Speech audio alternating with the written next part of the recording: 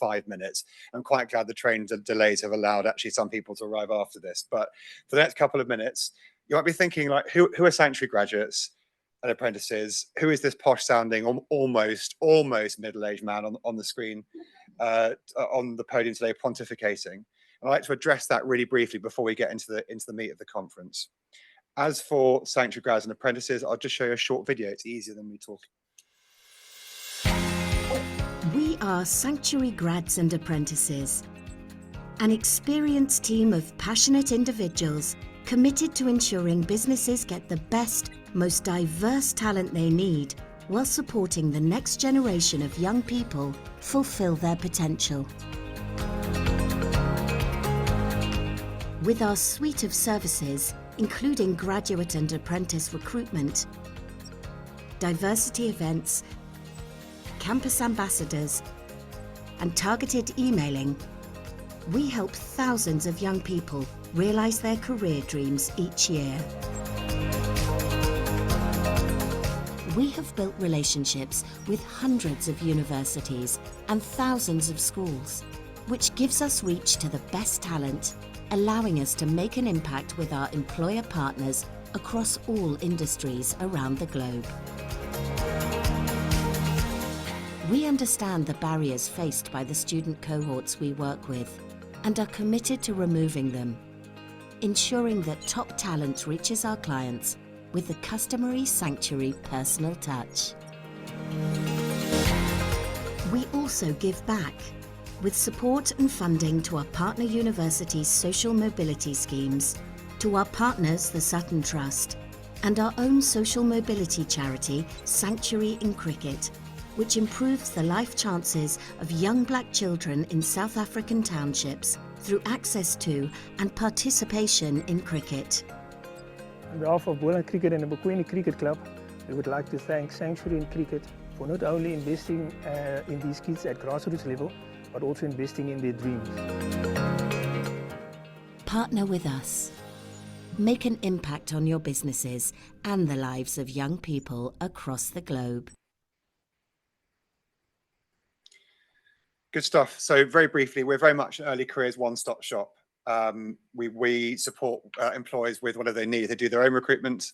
We support with diversity events, campus influencers, screening, all sorts of bits and pieces, and for other firms who outsource their early careers to us.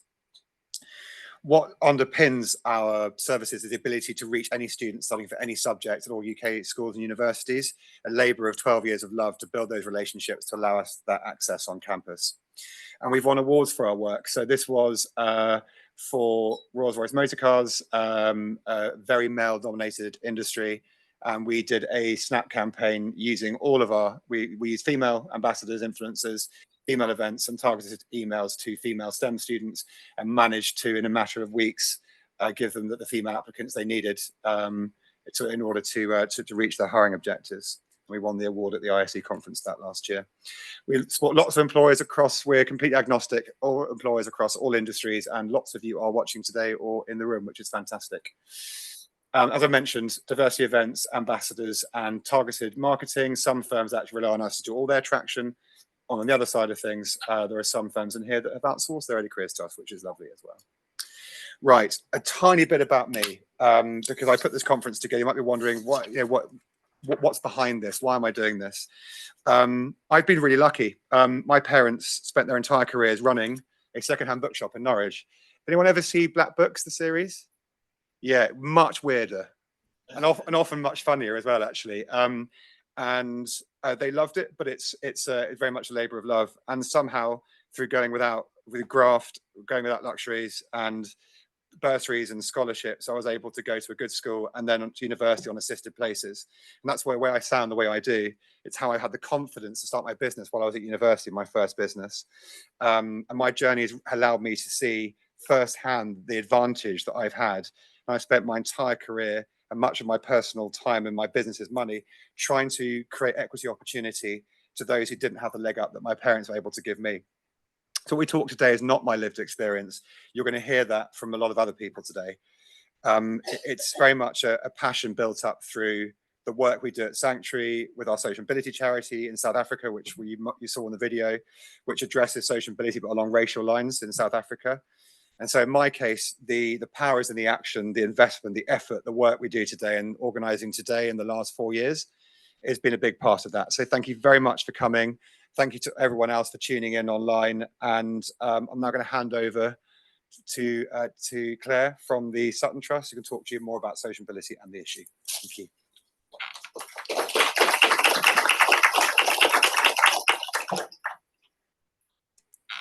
Good morning, everybody. I hope that this is a gentle transition back into the working week after a long weekend. So I'll start by saying social mobility is complex. I'd love to say I'll have the silver bullet for you here today, but that's just not the reality. So what I'm hoping to do is give you a little bit of food for thought, and I want you to go away feeling empowered and able to take action to create change, because it's a big problem. There needs to be systemic change, but there are things that everybody in this room can do.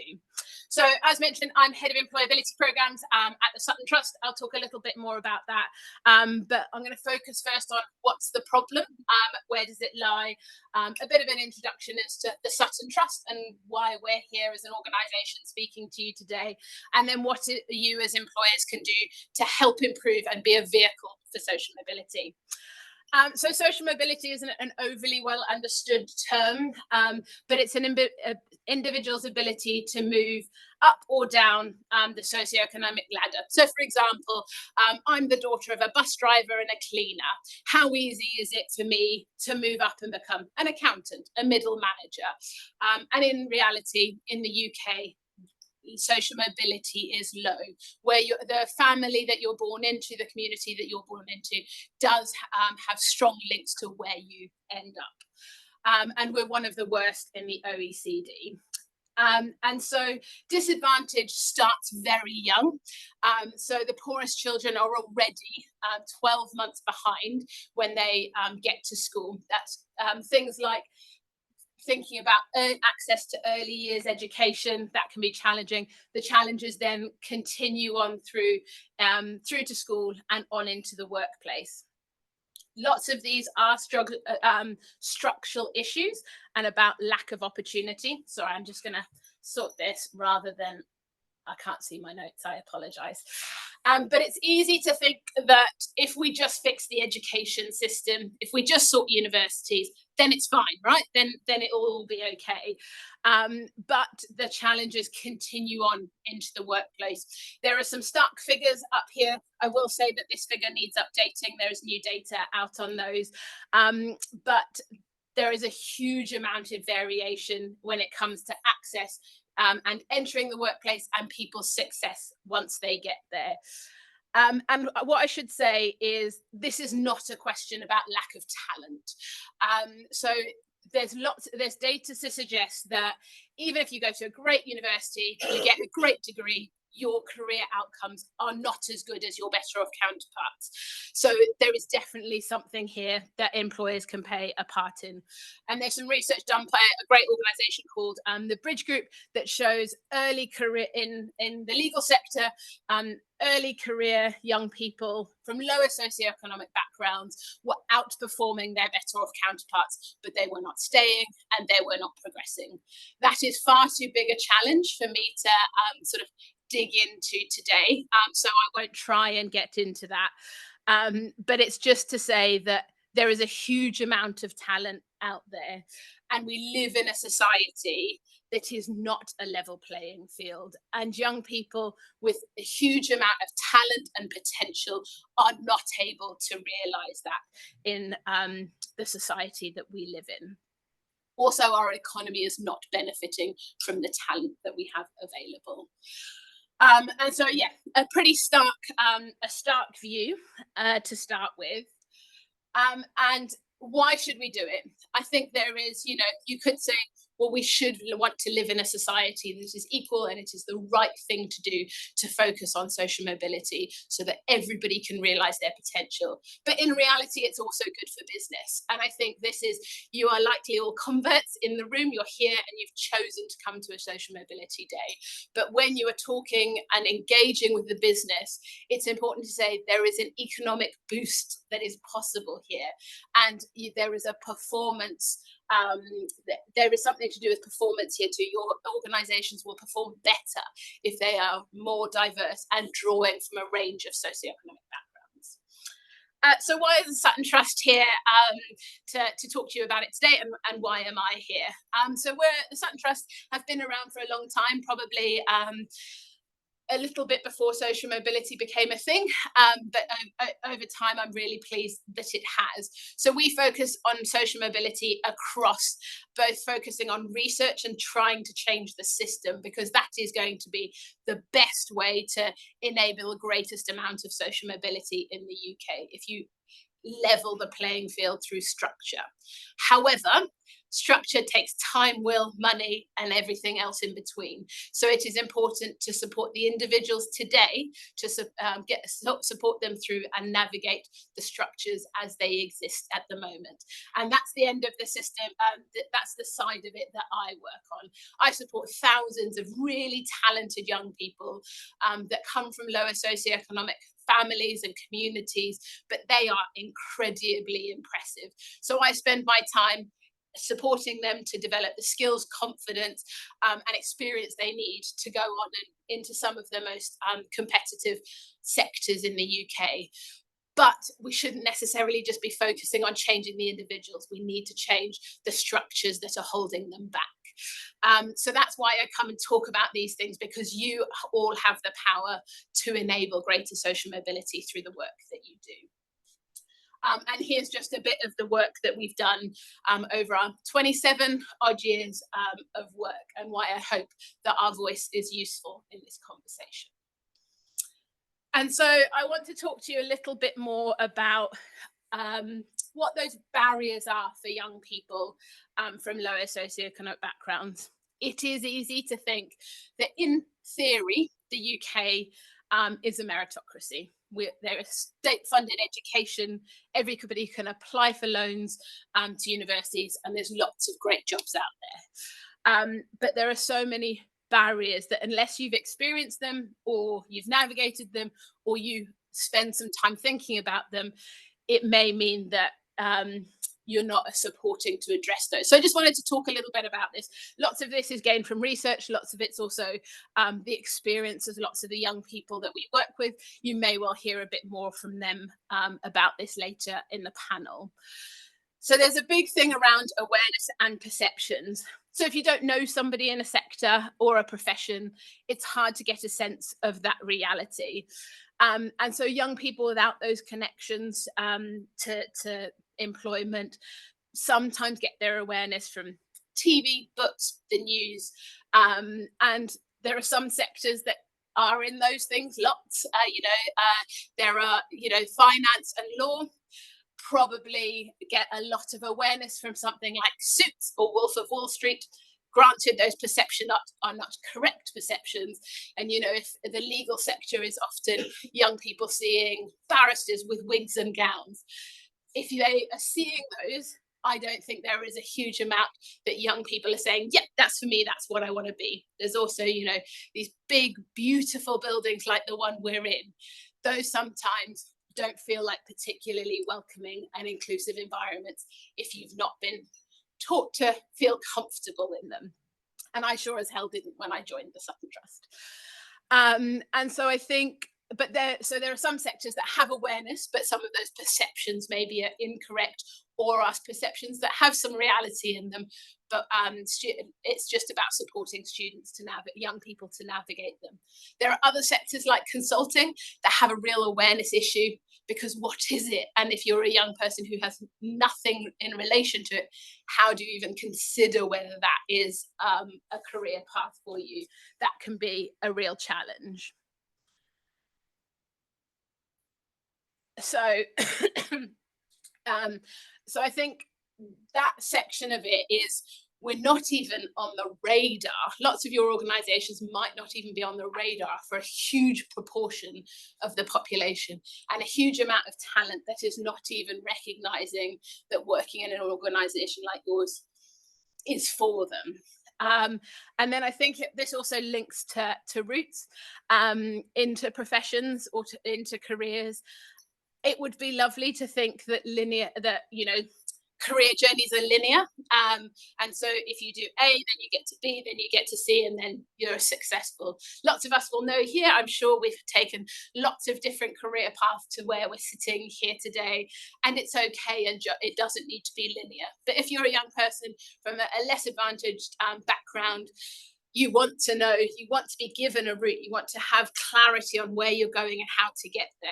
Things like medicine that hugely lacks in socioeconomic diversity, but at least you know that what steps you need to take to get there. Lots of other careers don't necessarily have that. So it can be challenging if students aren't aware of them.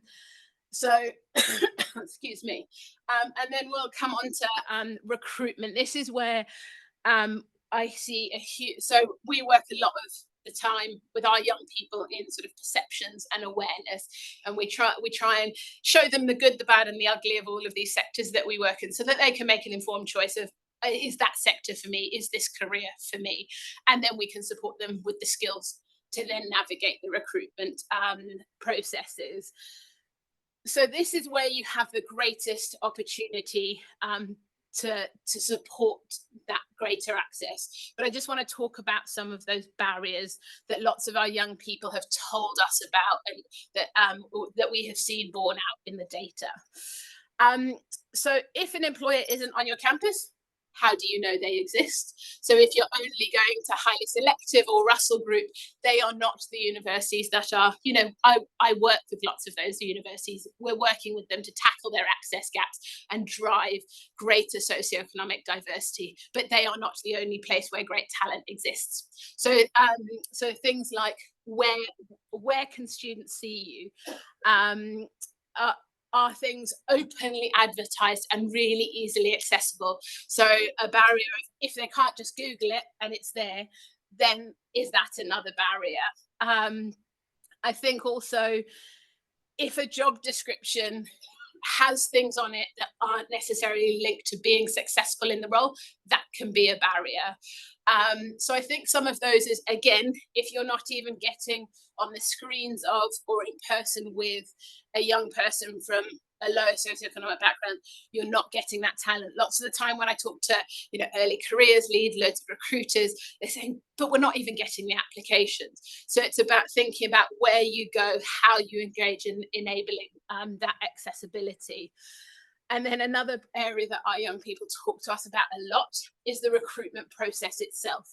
The recruitment processes these days have so many activities in them. There's a huge time commitment when students are taking part in universities. They're often student loans are not covering basics, so lots of young people are having to work as well as doing lots of other things while they're at university. So it's a huge time commitment to be applying for jobs, and they are time poor. And I think also not knowing what's expected in the process. Lots of employers are getting really good at this, and I can talk a little bit more about it. But not knowing what's expected and how to do very well. A classic is lots of our young people talk to us about assessment centres and being like, oh no, I have to lead the group. I have to really show that I'm the leader. That's not what you're necessarily all looking for, but it's that perception. And if they're not being trained and supported to be successful, then that is a barrier, and you're not getting the best of them. And then it links to finance and geography. We're here in London, a very advantaged. We do have a high disadvantaged, socioeconomically disadvantaged population in London, but they have huge amounts of opportunity across the UK. That is not all equal.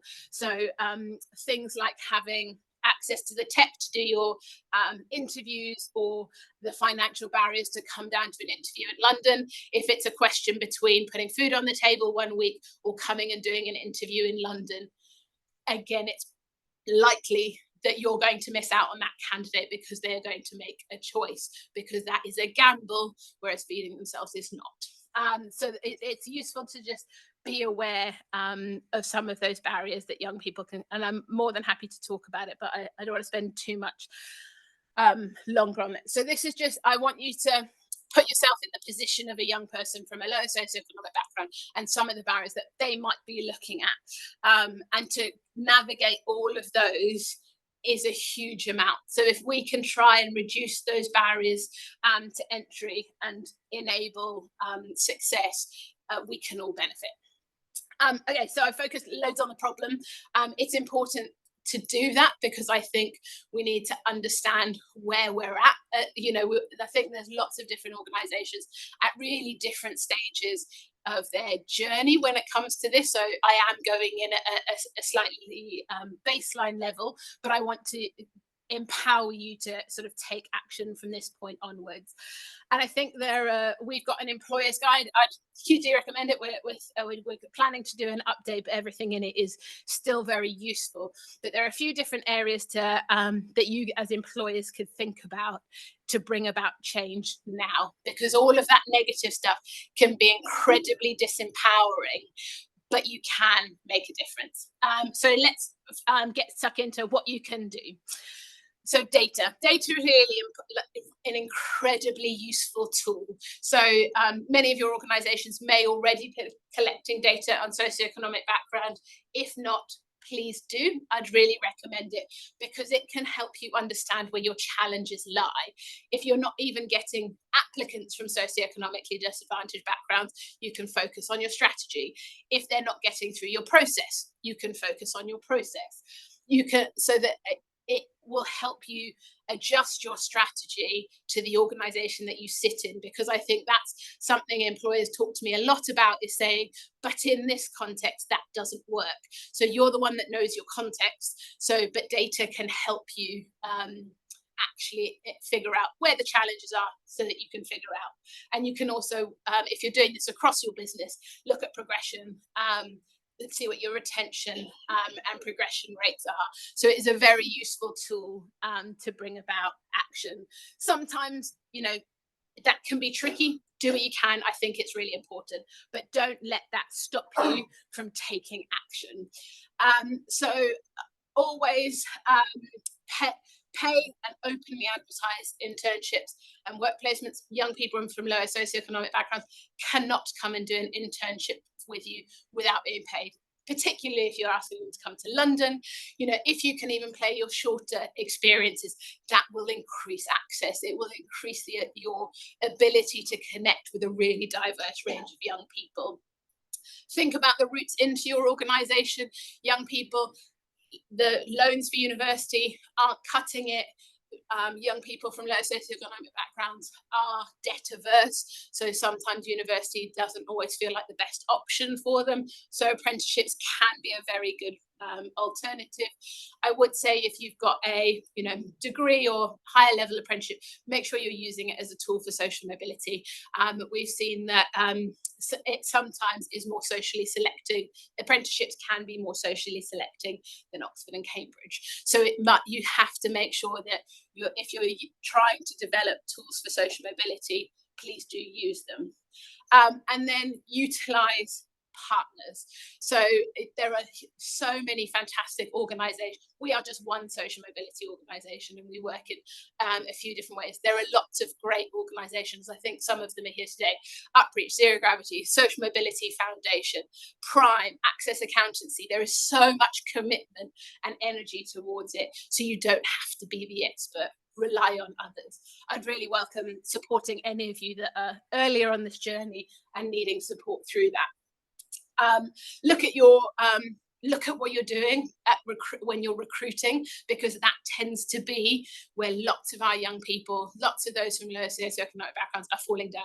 It's not because they don't have potential, it's because they haven't received the training and support to be successful through that system. So just make sure you're targeting potential over polish, and look at those transferable skills. Lots of our young people do work in the service industry during their time at university. How can you utilise those fantastic skills they get from that rather than doing industry specific work experience. Try and keep things, keep processes consistent and contextualize data. So if you're looking at grades, for example, you can contextualize that. And if a young person is coming from a low performing school or a free school meal background, you can uplift them because what they have achieved in the context that they have been in is incredibly impressive. So they have grit, they've got resilience, that I think what you could hugely benefit from about when it comes to the employers.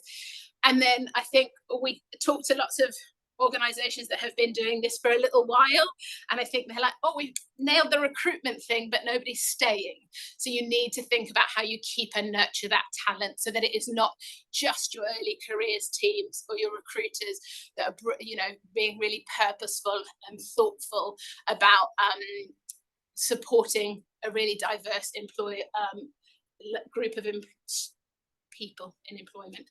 So have a look at your class pay gaps, ensure work allocations are fair, and that you're not overly focusing on things like presenteeism, and that you're not just the person who puts themselves forward all the time.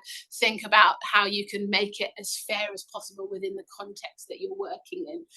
And then I think it's a lot of that, and some of the data suggests things like microaggressions and culture, and is why people aren't staying. So think about making sure that you are creating an environment where lots of people from lots of different backgrounds can thrive. Okay. Sorry, I feel like I hope I kept relatively to time there. So I would really welcome if anybody has any questions. I'd be more than happy to before we move on to anything else. Paid service that you offer? So we don't necessarily, not necessarily. We partner with organisations in lots of different ways. We're a charity, so we're totally supported by our funders, and that looks like lots of different things. So some organisations fund us and then work with us across different programmes. We even work with employers that just support us with young people and providing placements and volunteers and things like that. Essentially, we work with, I've got some fantastic colleagues at the back in our development team that support us to build partnerships. I tend to, because I'm on the student-facing side of things, lots of the work I do with employers is about supporting students and how we do that best alongside employers, because they play a key part. But you know, there is a proportion of our time that we spend doing things like this to try and change the game as well.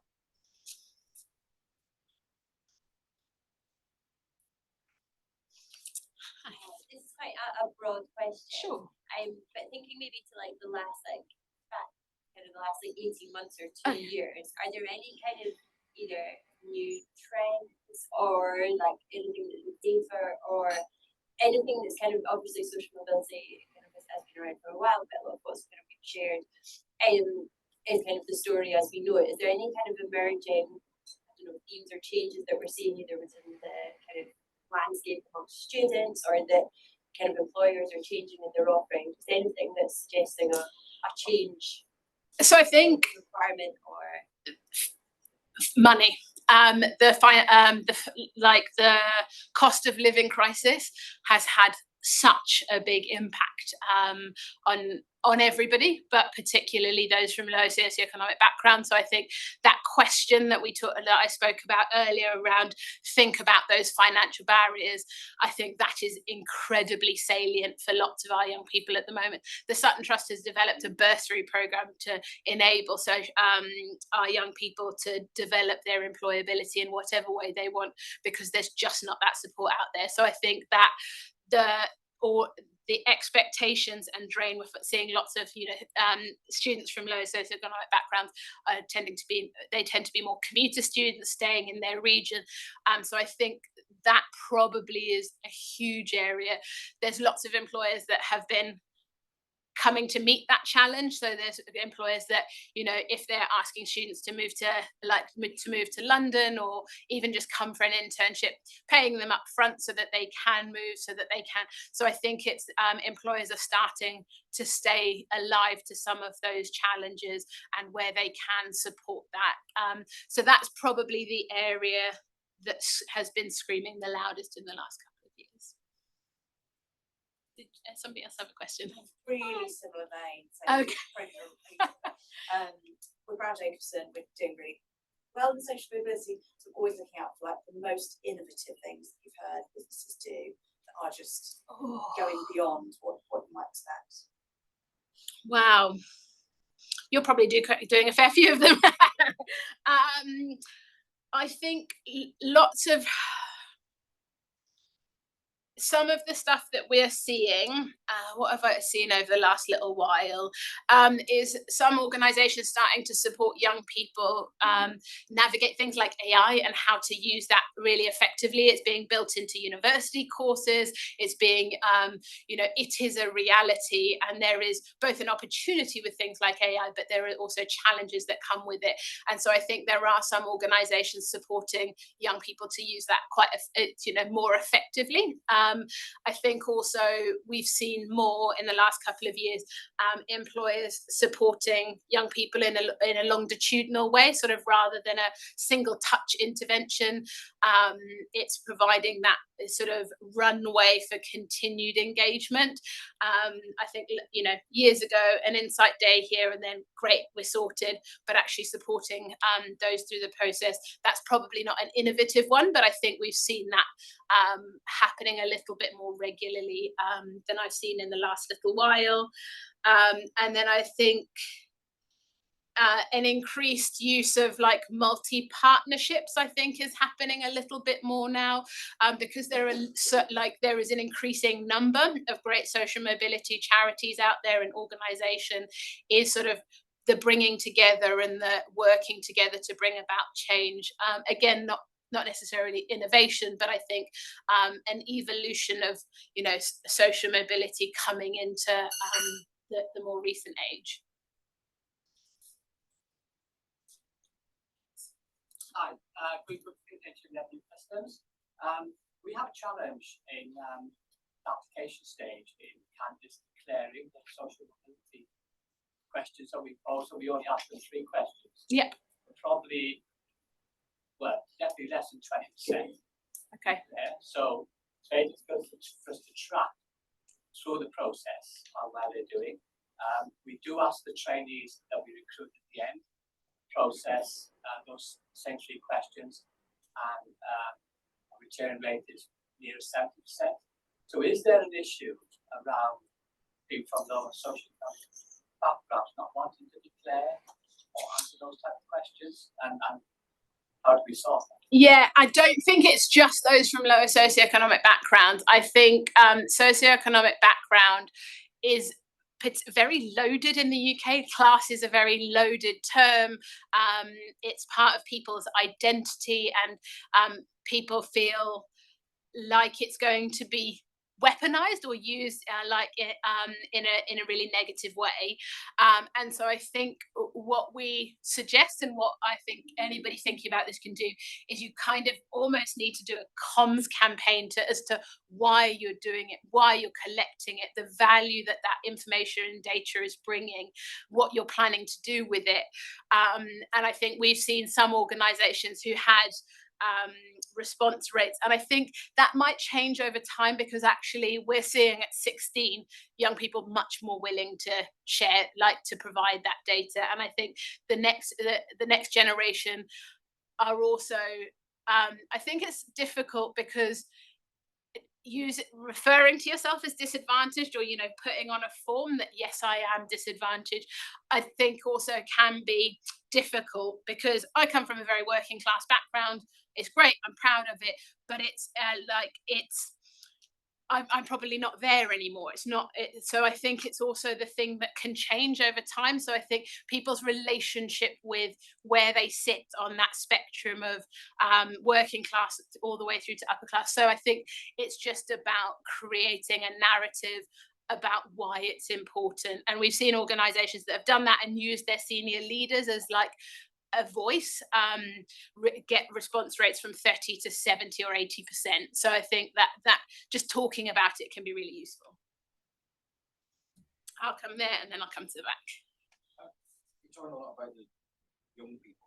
Are you also going in and educating tutors, teachers, people that are talking to these young people regularly to say, these are the career paths in this industry, this goes with this type of work that you're doing, or if you're going to go this path with your education, you could go into this sector with these type of roles. Because it's kind of the teachers just don't know. They're not given that experience, telling them. It is incredible at the moment. If I'm entirely honest, it's not what schools are measured on, and school budgets are so tight.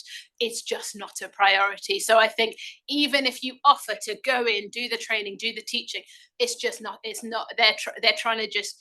Particularly when you're looking at the most disadvantaged schools, they're just trying to get their students to come into school post-pandemic. They're just trying to get the because during the pandemic, we saw 10 years of closing the attainment gap reopen. So like they are back to where they started 10 years ago in trying to close the attainment gap.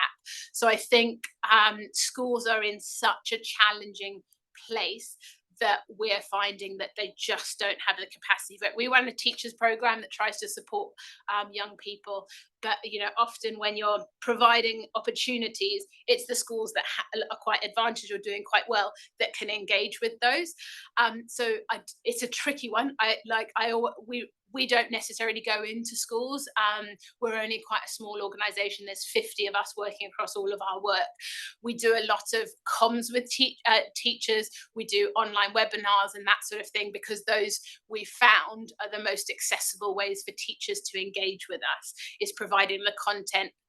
Lots of employers are great and are building links. There are lots of great charities that focus on schools. So I think it's about who and where is best to try and do that school piece, but it is a huge challenge.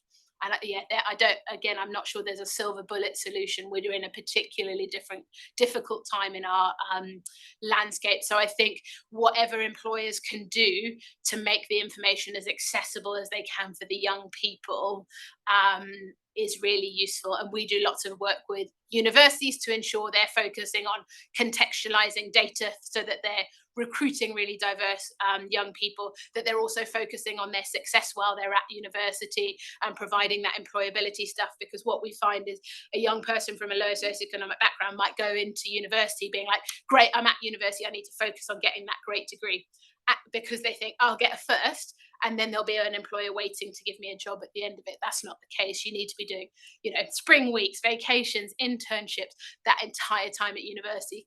So we do lots of work with our university partners to try and make sure there's that provision that's really targeted for those young people. So it's a complex, it's a complex landscape. So I don't have an easy answer for that one. Shaika, to the back. What's happening with skills-based organisations and future work, and I think we're at a really pivotal point with on this agenda, because I'm worried. I'm sure that other people are worried that we're going to find ourselves in a really challenging situation fast forward 5-10 years, when we are starting to hire individuals not for a particular linear skill, but actually for an interdisciplinary set of skills. And those individuals have come from Newcastle, like me, whose dad was a lorry driver. I didn't have any interdisciplinary skills. I just went to school, did French, and I was good at it, and I went to university and I studied it, and I ended up in graduate recruitment. So I think, for me, there's a really big conversation skills. The future isn't about employability skills, it's about interdisciplinary skills. I think we need to raise that conversation. Yes, and I should admit, I think employability skills, maybe it's around the narrative of what those actually are, because I think it is actually, in the new world, more about adaptability and the ability to continually change, continually learn. So I think some of those, and I think irrespective of, what the job is, things like communication, those are still going to need to be the skills. But I think almost we need to rethink what those employability skills are, because we're saying to young people now, in 5 years that job that exists now may not exist in 5 years. But what we can do, like what we need to focus on, is giving you a diverse skill set, so that as that landscape changes, you have the ability to change with it. So I think maybe it's just a language thing, and that's some good feedback for me to focus on how we're talking about what employability skills are now versus what you might have historically thought of them as. Just to say also, the 100 or so who are watching online can ask questions, and they'll be read out if you'd like. But I've got a question for you. With what's going on across the pond, and now with reform making sways through where I live in East Anglia, it's all turned reform recently. We're noticing, as we are diversity recruitment experts within early careers, people write back to us and say, well, diversity is a compromise on quality. Why would I want to work with you? And I think people feel more and more empowered now to say what they've perhaps been thinking but were scared to say. Have you had this experience? And not to ask you to do my job for me, we know what we say. What would you say to that? Are you hearing this, that more people are sort of saying what they really think? And what would your rebuttal be to those people that say that this focus on diversity is a compromise on quality? Because we are hearing it a lot now. Yeah, so I'm very lucky. I don't often come across those people in my day-to-day work. I think we have seen. So we do lots of work in lots of different sectors, and I think if you asked me 12 months ago, there were different sectors and there were different sectors of sectors that were much more willing to change. That has now halted or stilted or stopped entirely. Some of those are concerns about the repercussions of doing that, and so that being where some of the hesitance is. I don't think I've heard so much. Personally, anyway, my colleagues may have heard things different, but about like that it's the dumbing down, it's the, whatever the term, sorry, I forgot the terms that you said, but I think we're very lucky in that once you put the young people that we work with in front of employers, they can see. So I think often when we've had those challenges, it's like, fine, let's get some young people in, let's meet them, and you can act the talent is so obvious and they're so fantastic. And I think once somebody starts on that journey, they will see that it is absolutely not, it's a value add. We've had employers be like, we are a better organization for having students in for a week's long work experience, and that is, they see the talent and the and so I think I probably haven't found myself in that as many situations because we're working in the pre-18 age group in quite a lot, so it feels less maybe a bit less competitive, maybe a little bit more less loaded.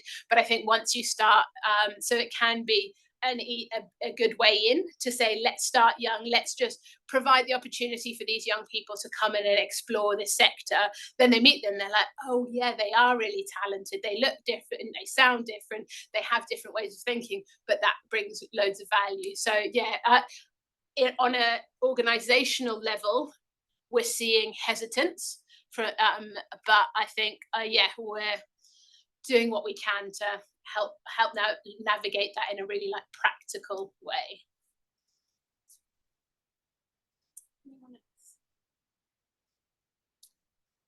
Oh, I think I've gone well over time. So, but thank you.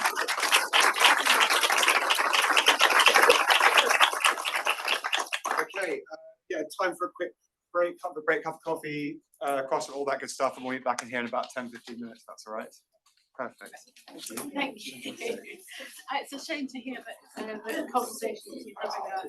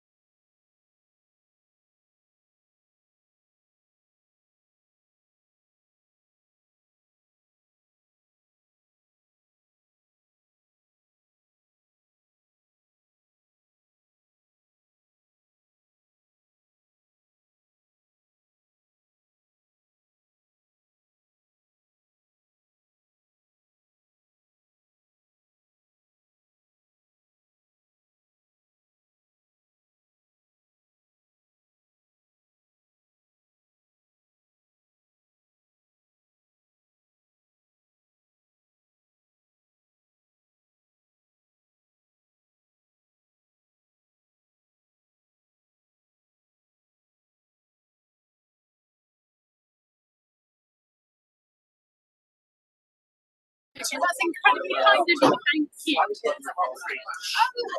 to see you. Right,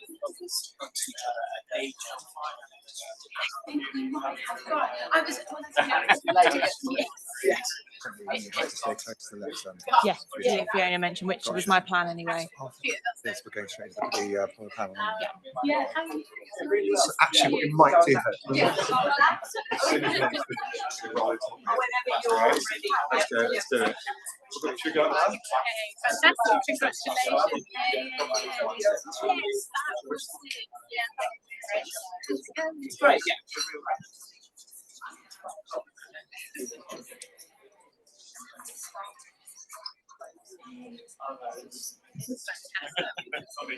Sorry.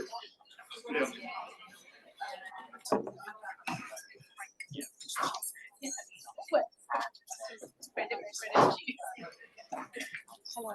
Hello. How are you? Yeah, I'm good. Just getting around the Yeah.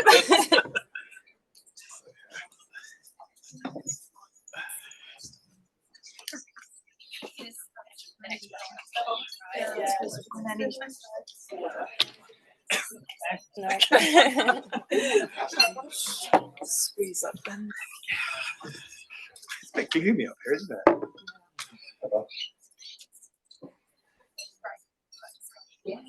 Yeah.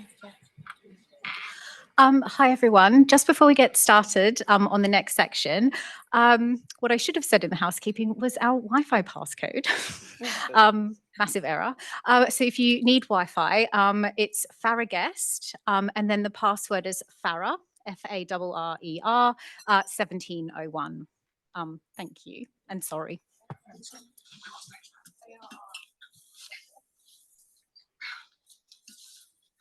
Yes, do it. Okay, lovely. Hi, everybody. I haven't got a very loud voice, so can everybody hear me today? Yeah, perfect. Brilliant. So welcome to the next session. So it will be about 15 minutes of me talking and providing some insights on what practical attraction strategies employers can implement to identify, engage, and attract candidates from less privileged backgrounds. So hopefully I will be able to provide, to confirm some of your existing knowledge. But for some of you, hopefully I'll be able to provide you with the next steps that you can take to begin this recruitment journey and really prioritise social mobility. But just to also set expectations, this won't cover everything, but I will share a snapshot of some of the things that we do for our clients to really prioritise social mobility. And what I will say as well is we will have our team around all day during kind of the networking lunch, who will be really happy to discuss any of these elements further with you or answer any questions. We'd be really kind of delighted to have some further engaging conversations. But before I get stuck right in, I thought I'll give you some background to me and who I am. So I am Director of Recruitment and run our recruitment team here at Sanctuary Graduates and Apprentices. And I've been in the business for 5 years now, had a really, really good time at Sanctuary. But I am very proudly from a very normal working class background. I've got wonderful, wonderful parents in trade positions. I went to a standard state school. And I was the first generation to go to university, which was University of Southampton, to study psychology. And just like many of you, I faced many of the same struggles that you might have seen in your own journeys or people around you's journeys. And my real main ambition was to get to university. I could really kind of wear that badge and have that reputation in my family that I was the university student. But then that meant in my final year, the reality really hit of, well, I need to get a graduate job now or a really good graduate scheme to show that degree was worthwhile. And also kind of to shut down all those questions to, you can do more with, you can do other things with a psychology degree other than be a qualified psychologist. So like many of you in my final year, the anxiety, the lack of confidence, the doubt kicked in. And I only had diving coaching on my CV, which I did throughout school and university. So I had no idea where I could take my career. I didn't have the networks or the guidance on where to look or how to present myself. and I hadn't done the summer internships. I didn't even know that I should have been thinking about summer internships either. So, you know, I really, really, really felt stuck in that situation. But thankfully, I did apply for and successfully received a place on a widening participation programme at the University of Southampton, which I'm shamefully admitting that I was debating actually going to, because, you know, I was worried about whether I'd have to present or whether I'd have to network, but I did go, so that's good. And the really good thing as well was that Sanctuary graduates and apprentices were partnered with the widening participation team there, and they delivered a recruitment skills session, which is where I met them, and they helped our cohort kind of learn how do we get started with finding graduate roles, and how to really stand out in the application process. So their investment and kind of passion in helping young people like me made me then, you know, look for job opportunities for Sanctuary grads, and that's how I'm here today, which is hopefully a nice story for you all. And since then, I've helped many businesses hire hundreds of graduates, interns, and apprentices, and really help them think about how they can build diversity strategies to really kind of achieve great outcomes in their early careers recruitment. Okay, so where can students from less privileged backgrounds be found then? So employers often refer to social mobility cold spots, and these are geographical areas where there is particularly low participation in higher education and or poor social mobility outcomes. So to reach these individuals, you need to tap into specific networks and data. And thankfully, there are many resources online. So there are some examples on the screen here. So we've got the HESA data, which is the Higher Education Statistics Agency, and that shows you the relevant universities and courses that you can target. There's a social mobility index, free school meals deprivation maps in the UK, and they can really help you get started in identifying kind of the best locations and institutions to target. And the good news for all of you is that this data is very accessible. Some you might have to pay for, or particularly for kind of synthesized versions, but the majority is free. So that's great. And what we've done at Sanctuary is we've built our own tool to identify the best universities or schools to reach. And they will then kind of, you know, share our job opportunities and or help us run those recruitment events. But I've also put on the bottom here something very important to consider that was touched on in the last session is there are charities as well that you can kind of reach out to. There are many that focus on social mobility and diversity, and they have a network of individuals that they support. So we've worked with the Social Mobility Foundation for a really extended period of time, who have been fantastic, and are now working with the Sutton Trust, who are also just as wonderful as well. But there are many out there and often focused on specific locations, so certainly something to consider in your strategy.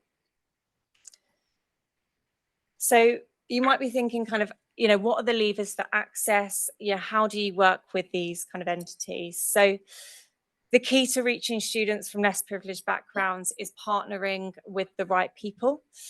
So once you have your target schools list or universities, you can then reach out to heads of sixth forms, head teachers, career services at schools, or you can reach out to lecturers, heads of departments, you know, career services again, and societies at your key universities, and you can work with them directly to promote your schemes and or run recruitment events or attend kind of careers fairs, which I'm sure a lot of you are doing. You could also, you know, consider working with community centres or sports clubs and faith groups in social mobility cold spots as well, and kind of go a little bit further afield to reach those core individuals.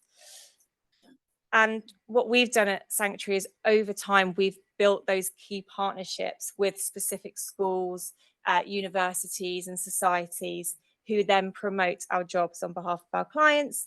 and they're really, really willing to share. So what you'll see on the screen here is a response from one of our placement team who were really happy to receive a job opportunity and share with their students, and we're actually really eager to receive more roles as well. So they are very willing to share. And what we also do is we offer an incentive and provide social mobility funding for university students if our career service partners are able to share our adverts with their students. And that real giving back and supporting their students is a great way to kind of get that buy-in and for them to share adverts and to run your events. And that social mobility funding can be used in a variety of ways to support their students that need it most. Okay, that's working. So another thing that you can consider is influencers. So you can really kind of leverage the power of influencers, and they're also known as on-campus headhunters or brand ambassadors as well. And their purpose is to action strategic activities to reach your target demographic and promote your roles. And I will stop talking for a second now to play a video from one of our really fantastic brand ambassadors to show you all the hard work that she's done and how powerful this can be to connect with diverse students on campus. Hi everyone, my name is Ave McKenzie and I'm the ICAS brand ambassador as well as an economics student here at the University of Nottingham. As the brand ambassador, I work alongside Santry graduates and ICAS to help increase brand awareness and reach more diverse talent on campus. As the goal was to reach people from low socioeconomic backgrounds and ethnic minorities, I targeted societies like ACS as well as contacted the wider participation outreach team to help me get the word out as much as possible. This was in the form of flyers, LinkedIn messages, group chat messages, emails, and just talking to students in person to help get the word out again as much as possible. I enjoy being a brand ambassador for ICAS because as someone from an ethnic minority, it's so important to me that we get the same opportunities as the counterparts, and being a brand ambassador ensures that. Santry Graduates is a great company to work with as they have a big network of people like me on every UK campus. So if you want to hit your social mobility goals and reach more diverse talent, then definitely get in contact with them. Thanks for listening. Bye. Nice. But yeah, so that's just shows you kind of some of the amazing work that our brand ambassadors can do, and they're really, really passionate about kind of working on these things and getting your kind of roles in front of the right people and really raising awareness. And I'm sure a lot of you are aware peer-to-peer is one of the most kind of powerful forms of persuasion. A recent survey showed that 92% of people rely on recommendations from people they know. So if they don't have those connections from parents, from family, friends, this is a really great way to, for them to find out about what opportunities are out there and available to them that they are well suited to. So another kind of benefit of using external brand ambassadors or influencers is that it allows them to have kind of much more flexibility in their creative strategies on social media. So that could be using TikTok or Instagram to really kind of engage and reach the relevant target audience. But, another option that you could consider is having your own employee influencers to promote your early career schemes. So, having current graduates or apprentices who can kind of, promote your schemes on social media, share application advice and tips and industry insights to really bring these roles to life. And they can really help demystify job roles within companies. And, it's those authentic explanations of the day-to-day responsibilities make people who aren't, from these backgrounds really understand kind of what this career path is and how exciting it could be if they can, if they did land that job. Okay, so the next slide's on recruitment events. So lots of employers are running recruitment events at the moment. They can be face-to-face or they can be online. And not all the time, but a lot of the time, a real focus is to really reach kind of candidates from less privileged backgrounds. And we've run lots of successful events with many employers, such as Farrers, M&G, PA Consulting, and many more that have had a social mobility or diversity focus.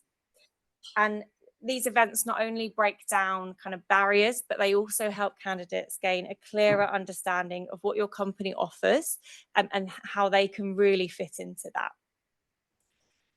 Now, if you are considering events and you haven't done them before, one thing you might want to consider is how can you make these events seem really warm and a comfortable environment to attend for individuals who might struggle with confidence or stepping out of their comfort zone. I know when I was at university, there were not very many events around at all, but I know I certainly missed out on a few due to worrying about what would I'd have to do, would there be activities, would I have to present? So how can you make it kind of really comfortable and accessible for your target audience? Now, if you're thinking about kind of, okay, great, I want to run a recruitment event, but what will be kind of involved in that? What could be the sessions? I'll share kind of a rough structure, but there's lots of things that you can do. So lots of times companies will have a session on, learning about the company and the schemes, really explaining them in really simple terms, sharing tips on the application process and how to stand out, having sessions around diversity with role models who are from similar backgrounds, sharing their story, and also kind of running panel sessions with those individuals as well. And you can do roundtable networking in a really informal, non-intimidating setup. So a flavour of things to do there, but there are lots more that we can kind of discuss with you. And again, if you are considering recruitment events or if you're currently running them, a lot of things that we hear from our employer clients is there is a concern around the impact of running these events. There's a lot of time and cost that goes into facilitating and building these events. So how do you know that you're going to get a good turnout rate on the day, and all that hard work will really pay off? So I'll share what we do to maximize that. So we have a screening call with every candidate who is registered for the event to really assess their suitability and to share more information about the event. And then once we've got our list of candidates to invite, we provide as much information as possible upon invitation. For example, you won't have to present because that can really put people off. And then each candidate is called in advance for a preparation call or coaching call to share top tips for attending. Things like how to network. Networking for some is, really exciting and fun. For others, it's really daunting and it's their worst nightmare. So how can we kind of boost their confidence and really help them step outside of their comfort zone? And also we would have kind of a reserve list as well that we could replace candidates, and then they would all get prepped and coached before going to that event. And what you can see on the screen here is we've got some nice pictures from some attendees at some of our recent face-to-face events. And hopefully you can notice we've got lots of laughter, smiles, people looking really comfortable and really happy. So yeah, it's just really great that we've kind of, ran these events, had lots of success, and we've had really good feedback from our candidates as well. And a small boasting moment, in our last cycle, the majority of our events all had a 90% or over 90%, I should say, attendance rate, which is really fantastic. Okay, so on the slide now then, we've just got two case studies on the screen, one from a global investment bank and one from one of the big four, that shows that kind of investing in these methods can be really effective in driving diverse outcomes in real life campaigns. So on the first case study, we can see that we achieved 2 hires that were from a low socioeconomic background. And in our second case study, we had a target of having 20% of candidates from less privileged backgrounds, but we actually surpassed that and we got 35%. So it is worth kind of investing in the strategies that I've discussed today. And we do get some really good outcomes for both the candidates and our employer clients as well. Okay, last slide. So to wrap up the session, I just wanted to leave you with some final tips to think about the content that you use to promote your schemes. There are lots on the screen. Certainly, you're probably already very much aware of them, but I will elaborate on a few. So really remove kind of those hidden barriers to your process, which was touched on in the last session. You know, do you need those desirables on your job adverts? You know, these job adverts are hitting people who already are thinking they won't stand a chance in the thousands of applications. So really think about the core skills that are needed, and include those on the advert. You know, things that can be coached can be discussed later, not kind of in that marketing and engagement stage. And again, think about those grade requirements. You know, is it really necessary for the role to succeed? You know, some individuals might not have had the best education. They may have had part-time roles during school or university to support themselves or their families, or they could have had caring responsibilities. And also, you know, really try and avoid that technical language and jargon, and really simplify those adverts as much as possible. You know, some employers are now using kind of video content of current apprentices or graduates who talk about what they do in their roles, to help with kind of understanding and bring those opportunities to life. You know, they're the ones that are doing these roles on a day-to-day basis, so they're actually really good at explaining them in simple terms and in terms of what they do and why it's a really great opportunity. And it's always nice to provide case studies and testimonials from people from similar backgrounds, really sharing kind of their advice and their story.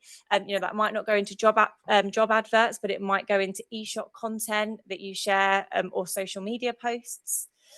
And lastly, you know, if you are able to provide kind of preparation tips or do kind of preparation calls like we do in each stage of the process to really level that playing field, make sure you're shouting about it in your adverts and in your promotion material as well. You know, candidates that can feel that they'll be supported from the get-go are much more willing to apply. So that can be something that can be really, really effective as well. But that is everything from me today. So I really hope that provides you with some insights on how you can focus on social mobility in your early careers recruitment. If you would like to dive deeper into some of the things mentioned, obviously, please come and talk to me or my team. We'll be around all day. But thank you all so much for listening. I certainly alluded to a few times in there that public speaking hasn't always been my favourite thing to do. So I really hope everything came across clearly today. Yeah, I really hope you enjoy the next sessions and I get to talk to lots of you. And I'll pass over now to Tom for the employee panel. Good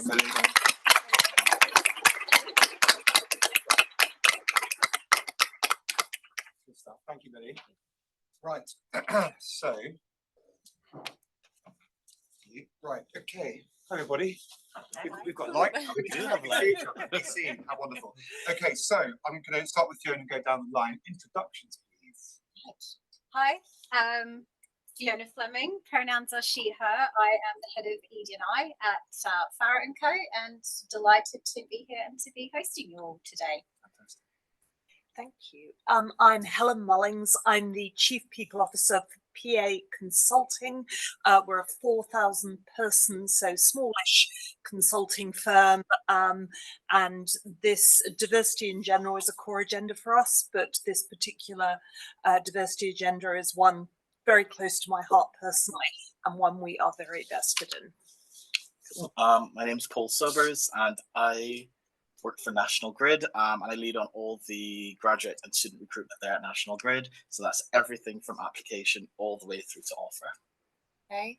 Hi everyone, my name is Sarah Naziba and I work at KPMG. I'm an early careers development manager at KPMG and I manage all of the audit and tax level 4 and level 7 apprenticeships. Thank you. I'm going to ask a broad range of questions to the panelists that they're all coming to work with in different ways, but they're all coming at it from different points in the HR sort of tree, if you like. There'll be time for questions at the end. We might have time to overrun a little bit and then have a break a bit later. So we'll get through our questions, but please do think up yours, and those online, of course, you can ask, write them in and James can ask them later. Okay, nice easy one to start off with before we get into your specific interest within your businesses. We'll start with Fiona, given you've been so kind as to host us today. We'll start with you. What are you doing at Farrett & Co to improve social mobility in your organisation? How many minutes do I have? 2.5. Okay, we are doing lots. Actually, social mobility, I think, has been on the radar at Farrett & Co for a number of years. So we have been taking part in the social mobility index for a number of years now. and have been improving steadily, actually year on year. So in the last one that we did, we're very proud to now be within the sort of top 50 employers of the Social Mobility Index. But that has taken a considerable amount of work from our graduate recruitment team, but everybody across the board at Farrers who gets involved. We do a significant amount of outreach into schools and universities, so sort of not just targeting graduates but getting in at that school level as well, and making sure that we're cognizant, I think, not just of like the actual social mobility hotspots, but being really aware of the fact that it's much more, I think, focusing on a London versus literally the rest of the UK sort of situation when it comes to social mobility. We do a lot of education in-house, so that's a really important part of what my team does in terms of educating our people. We're a law firm, which is not a necessarily well-known industry for improving social mobility, but we have been trying very, very hard to sort of open up that conversation a lot more. And I think that's a really important part, which I know we're going to talk about later, which is creating the right culture. So it's sort of one thing to attract people through a recruitment process, but how are you making them feel when they step through that door as an employee? Well, you started on that now, so let's go straight into it, shall we? That was something we talked about before the conference, about it's all very well and good hiring people with disadvantaged backgrounds. What happens when they get there? What do you do then? How important do you think the internal culture that they see and feel is to retaining and developing the talent from disadvantaged backgrounds? I mean, it's absolutely massive, and I think it goes sort of far beyond, putting someone from a socially mobile background into an interview panel so that sort of looks good in that part of the process. But it's actually about the environment that you're creating. From the minute they step through that door, are they progressing at the same rate as their peers from more socially mobile backgrounds? Are they aware of all of the unwritten rules? And oh my God, are there a lot of unwritten rules when you sort of work within professional services, I think in particular, is sort of really, really known for that. And are we creating the right culture? So are the people in more senior sort of levels at the organisation aware that to sort of maybe tell people about your skiing chalet that you go to sort of every winter, and where do you ski or where did you school, is not necessarily something someone from a socially mobile background is going to be able to talk about. So as I said, we focus a lot on the education piece, and my team, the ED&I team in particular, has been working a lot over the last couple of years to broadly make a lot of people at Farrer & Co much more comfortable talking about all aspects actually of diversity and inclusion, getting comfortable asking uncomfortable questions and having challenging conversations, and learning how to sort of push back when the time is right. In the legal industry, you are 17 times more likely to go into law if one or both of your parents are lawyers.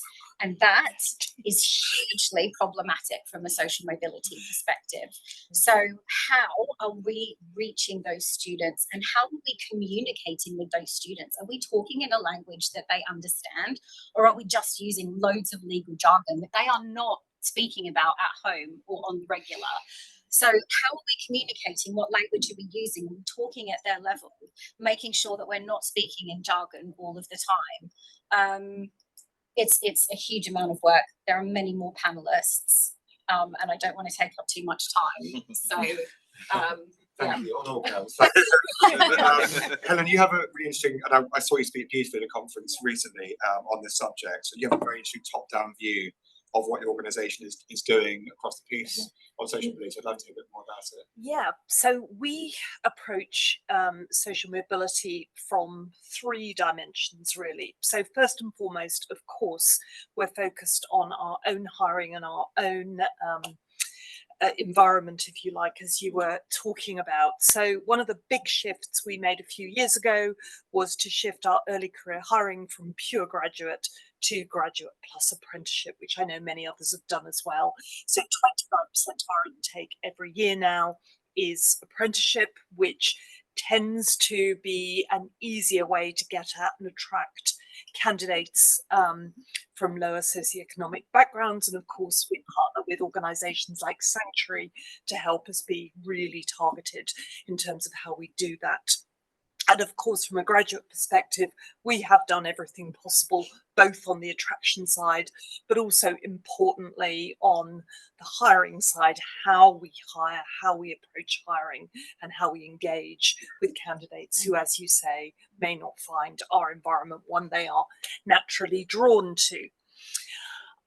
But we have two other fronts on which we think about social mobility, and that is through the work we do, the outreach work we do, both via our charitable arm, the PA Foundation, which essentially raises money to support helping young people from disadvantaged backgrounds access organisations like ours and many others, particularly with a STEM and digital skills focus, because I fundamentally believe that this, amazing digital industry we have developing around us can be a fantastic accelerator of social mobility.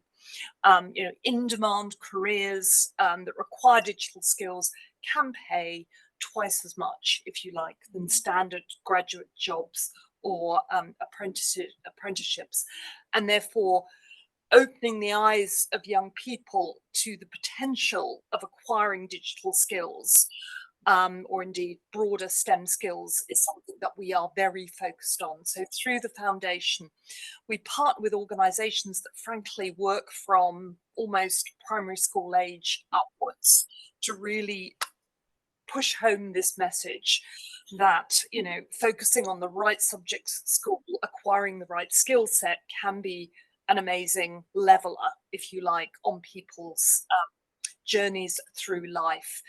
We also, through our PA in the community work, which involves all our employees, everyone gets volunteering time every year, support a number of organisations with human beings, if you like, with people's time that do similar work. So, for example, last week we were hosting our Raspberry Pi competition, which is open to schools all over the country. And I was very proud of my son-in-law, who's a secondary school teacher in Hull, who got his kids to the final for the second year running. And for that group of kids, 7 kids, 5 of them had never been to London before. So attending an event like that, it was in Google's headquarters, you can imagine, was a real thrill for them.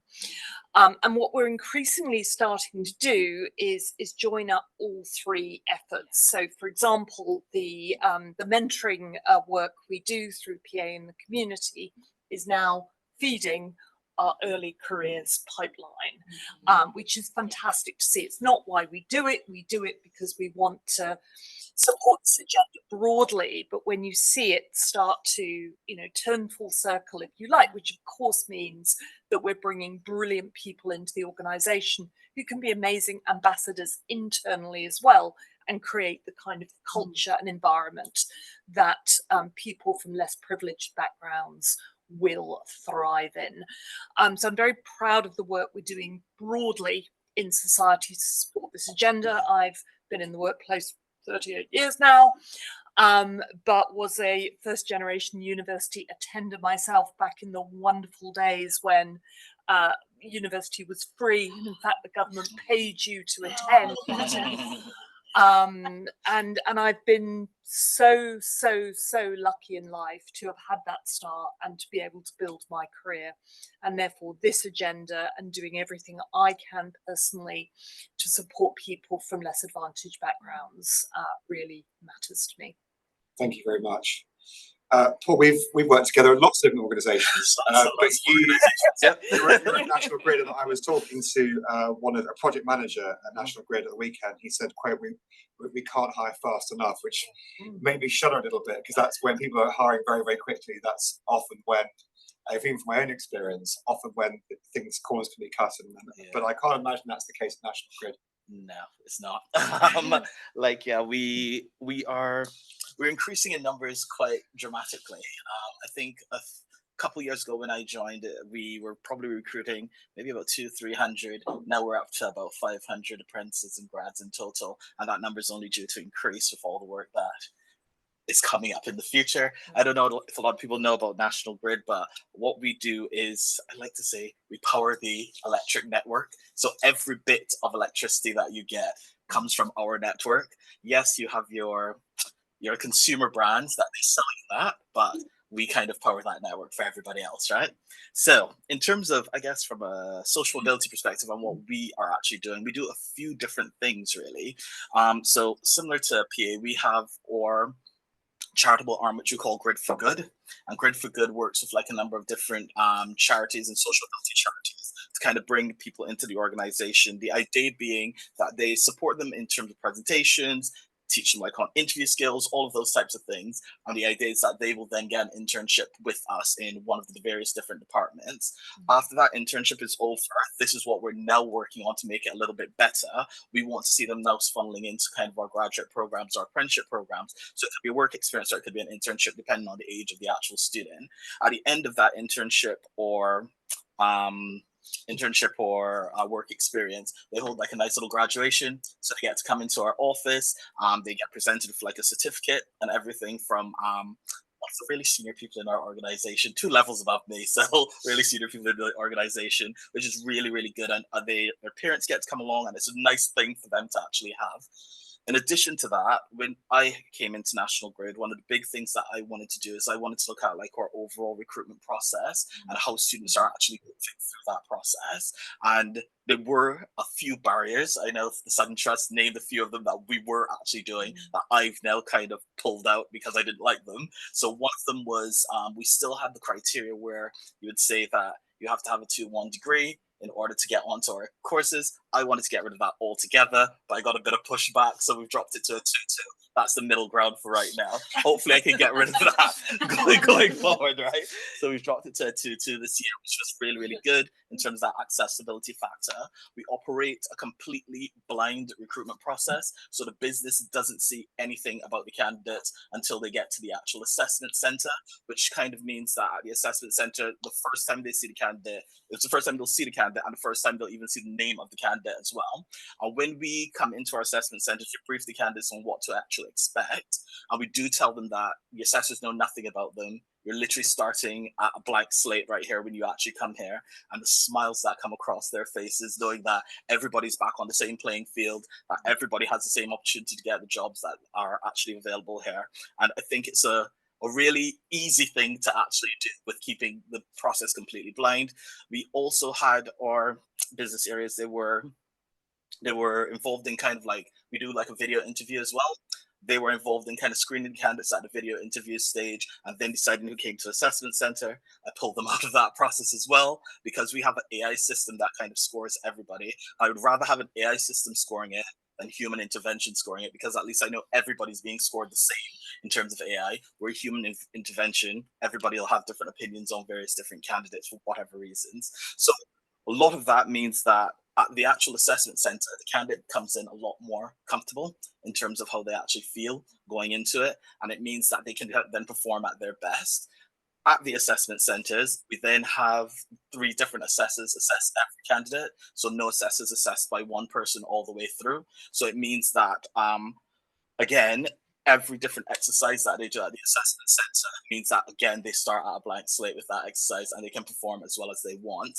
In addition to that, we don't hold wash-ups at the end of the assessment centers either, because we said, well, 3 different assessors have seen those candidates throughout the assessment center. So it means that at the end of the day, the ones that perform the best, 3 different people have said that that person's actually amazing. Because what we have found, again, with those wash-ups, that's when bias actually creeps back in. And everybody then says, well, I don't think that they were that good, but I thought that they were good in that exercise. And then that whole discussion happens. People end up changing scores. If you just score them as they do on those exercises, the best performers will get the job at the end. And that is what we do. That wash-up still exists in a lot of assessment centres, and I can absolutely see the point of view and the reality that actually the wash-ups they increase back the problem. Sarah, last but not least, you look at this through a slightly different lens. I'd love to know what KPMG are doing, what you're doing to improve social mobility, especially in terms of sort of progression and retention perspective, and the lens that you see it through.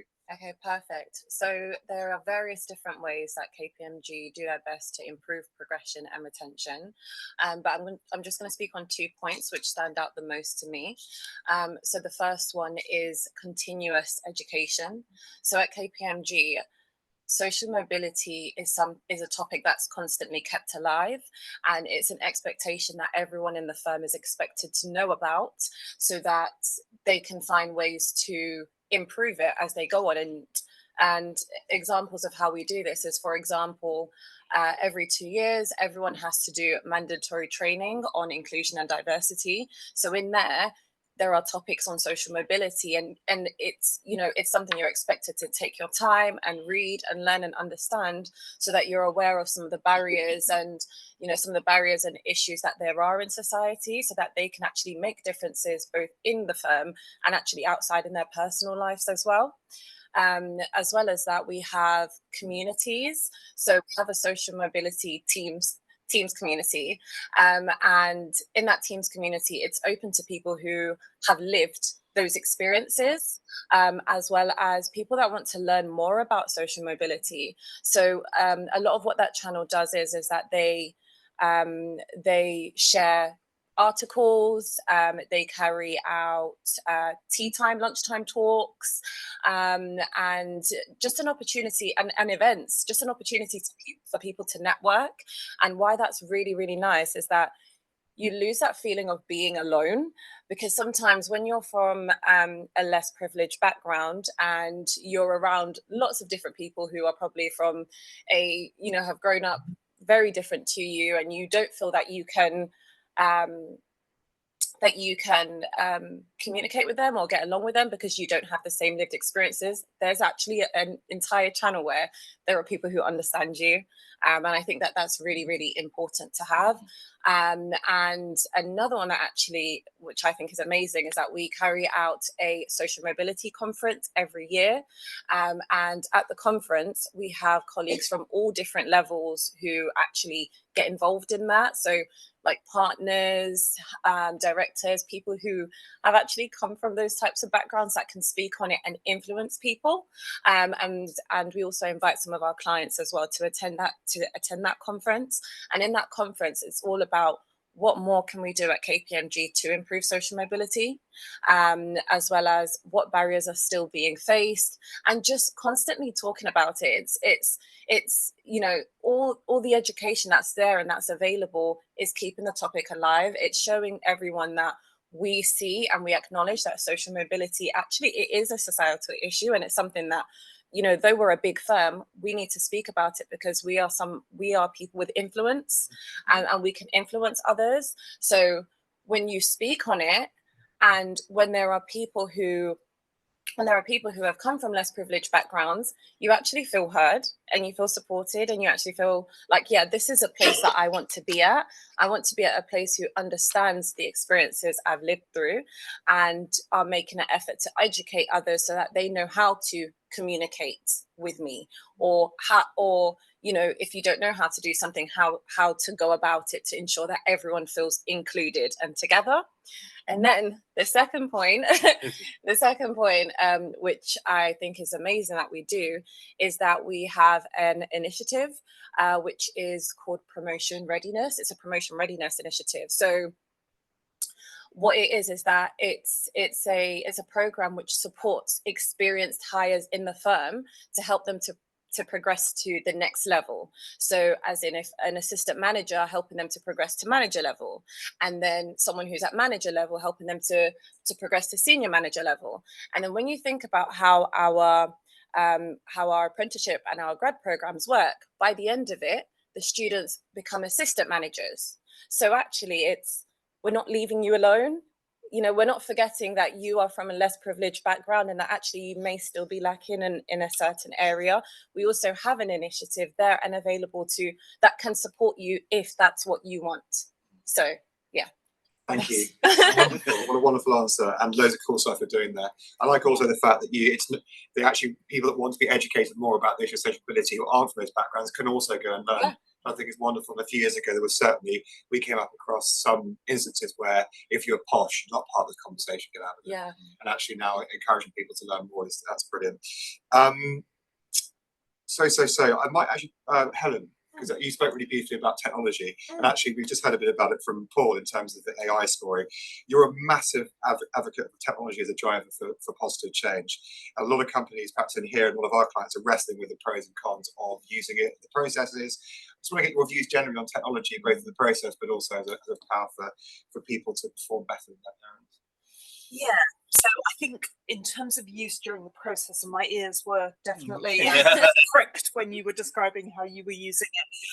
I mean, you do have to be incredibly careful because yes, AI is not, a biased human being, but ultimately AI, the input to AI is, years and years and years of biased human beings. So you do need to be very careful. So we are starting to trial some assessment processes like that, but at the moment at least we're kind of running things in parallel. So we're using AI alongside human beings, and then we're comparing the results. We actually dropped our video interviewing stage. Interestingly, we now use a whole range of online testing, which very much works at the kind of intrinsic skill and behavioral level to get around the whole 2-2 thing, so that we truly are assessing candidates' innate skills and capabilities. And we found that if we did that sufficiently well, the online interviewing for us at least wasn't adding a huge amount, but so lots to consider out there, and definitely in terms of, for example, the thousands and thousands of CVs we get through the door every year, there are definite uses for AI, I think, along the way, but has to be treated with care. But as I said when I was talking before, I think the technology revolution we're going through at the moment, whereas it can be perceived as a threat to, I know, lower skilled or even entry level jobs actually. And I was thinking about my own HR team at the moment, because the entry level job that I have is a very sort of admin heavy job, and we are gradually designing a lot of the admin out of that job through automation. But actually what it's done is to allow me to redesign those entry level jobs so that they are much more interesting and make much more use, if you like, of the human potential, and I think will therefore be better accelerators of the careers of the people that go into them, and form a much more, if you like, much more of a springboard to move more rapidly through the organization into more advanced roles. And I think that's the way we have to think about this technology revolution, not that it's perhaps replacing jobs or getting rid of those, all important entry level jobs that we put apprentices and graduates into, but that it's upgrading them and allowing them to use the skills and talents they have far earlier in their careers, and hopefully therefore further accelerating their career momentum. So I know there are two sides to the argument, but I do come out, I think, if it's used well, in favour, and I think it could actually really benefit the generation coming through. Of course, essential that they all have those core digital and AI skills. Back to my earlier rant, really, really important that we are both educating and encouraging our young people to acquire that skill set before they enter the workplace, whatever they study, quite frankly. Yeah, interesting. We at Sanctuary take a slightly different view. We see automation and AI as two obviously very different things, because they are, and using automation to speed up the process without impacting on candidates, great. I'll give you an example. You saw a picture on the screen earlier of some ladies sitting around a table at one of the events we put on, a female event for an asset manager. And they had hiring managers down at the event. They had 5,000 male applications, and we had 30 females in that room. Of those 30 females, they hired 7 into their internship that came through their process and were hired after the assessment census. Again, about 30 roles they had. So the impact of the event was really high. Once they'd applied, and the AI video tool rejected every single one of them. And we it was flagged, and then the team looked into it, the team at the asset manager, and they manually reviewed all of them with 2 different people doing it on each one. All passed, all went to the assessment centre, and the majority of them. So we don't take a side yet. We're not using AI in our process for our clients. We like the personal touch, and there's automation to help. And there are lots of things that Paul's been talking about to make sure that there's no bias that creeps in. So I'm just muddying the water here, aren't I, by saying we have that. But it's interesting to get all the different takes here. I'm really keen to get the questions from the room, so I'm actually going to just ask one more question to everyone before we do that. Sarah, actually, we talked beforehand, we're talking about stakeholder management and how affecting change to any organisation, be it the size of Sanctuary, which is reasonably small, versus KPMG, which is enormous. What advice can you give on anyone that's thinking here, how do I execute change in my organisation? How do I manage stakeholders to all of that to happen? Okay, so just on the topic of social mobility with it, I would say that it's important that you make an effort to understand the societal issues in the world. And this can just simply be by attending sessions like this, listening to podcasts, reading about, social mobility, for example, or any sorts of topics. And the reason why I say that it's important to know about these things is because as soon as you become someone who manages stakeholder relationships in an early career space, you are someone with a voice, and you are someone with a voice who actually can make changes, and these changes are changes that are going to affect people's futures. So for me, in my situation, I manage apprenticeship. I manage the audit and tax apprenticeship programs. So a lot of the time, the business are looking for me for an answer or a recommendation on something, or the tuition providers want me to give my go ahead to something, or maybe the operations team want me to accept something. Now when I am going to accept or recommend or whatever it is I'm going to do, it's important that actually I have societal issues in my mind, so that when I'm making decisions for the better, and also you start doing it naturally because you're aware of it. So let's say, for example, someone recommends something to me, and I actually realize that, this is not something that's going to support students from a less privileged background. I can actually just chime in and say, no, I don't think that that's the right thing to do. I actually think it's better that we do it this way, or can you actually recommend something alternative to me? And the reason I say that is because when, like I said, when you manage stakeholder relationships, half of the time people are looking for an answer from you or a recommendation or something. So if you just upskill yourself in terms of just knowing what's going on in the world and the barriers and the impacts that it can have on whatever it is your organization focuses on, then I think that you'll be able to make amazing, huge changes, which is going to support young people growing up. So yeah. Wonderful, thank you. Paul, you picked the fun one here. Data. Yeah, we get asked it a lot. Yeah. How to use the power of data in your experiences across a variety of employees that you've worked with in early careers. How important is data? How can you use it to measure impact, I guess, in terms of success of social mobility programs and schemes? Yeah, I would say data, in a previous life, I used to be a civil engineer, so I'm all about numbers, and I don't do anything without numbers, right?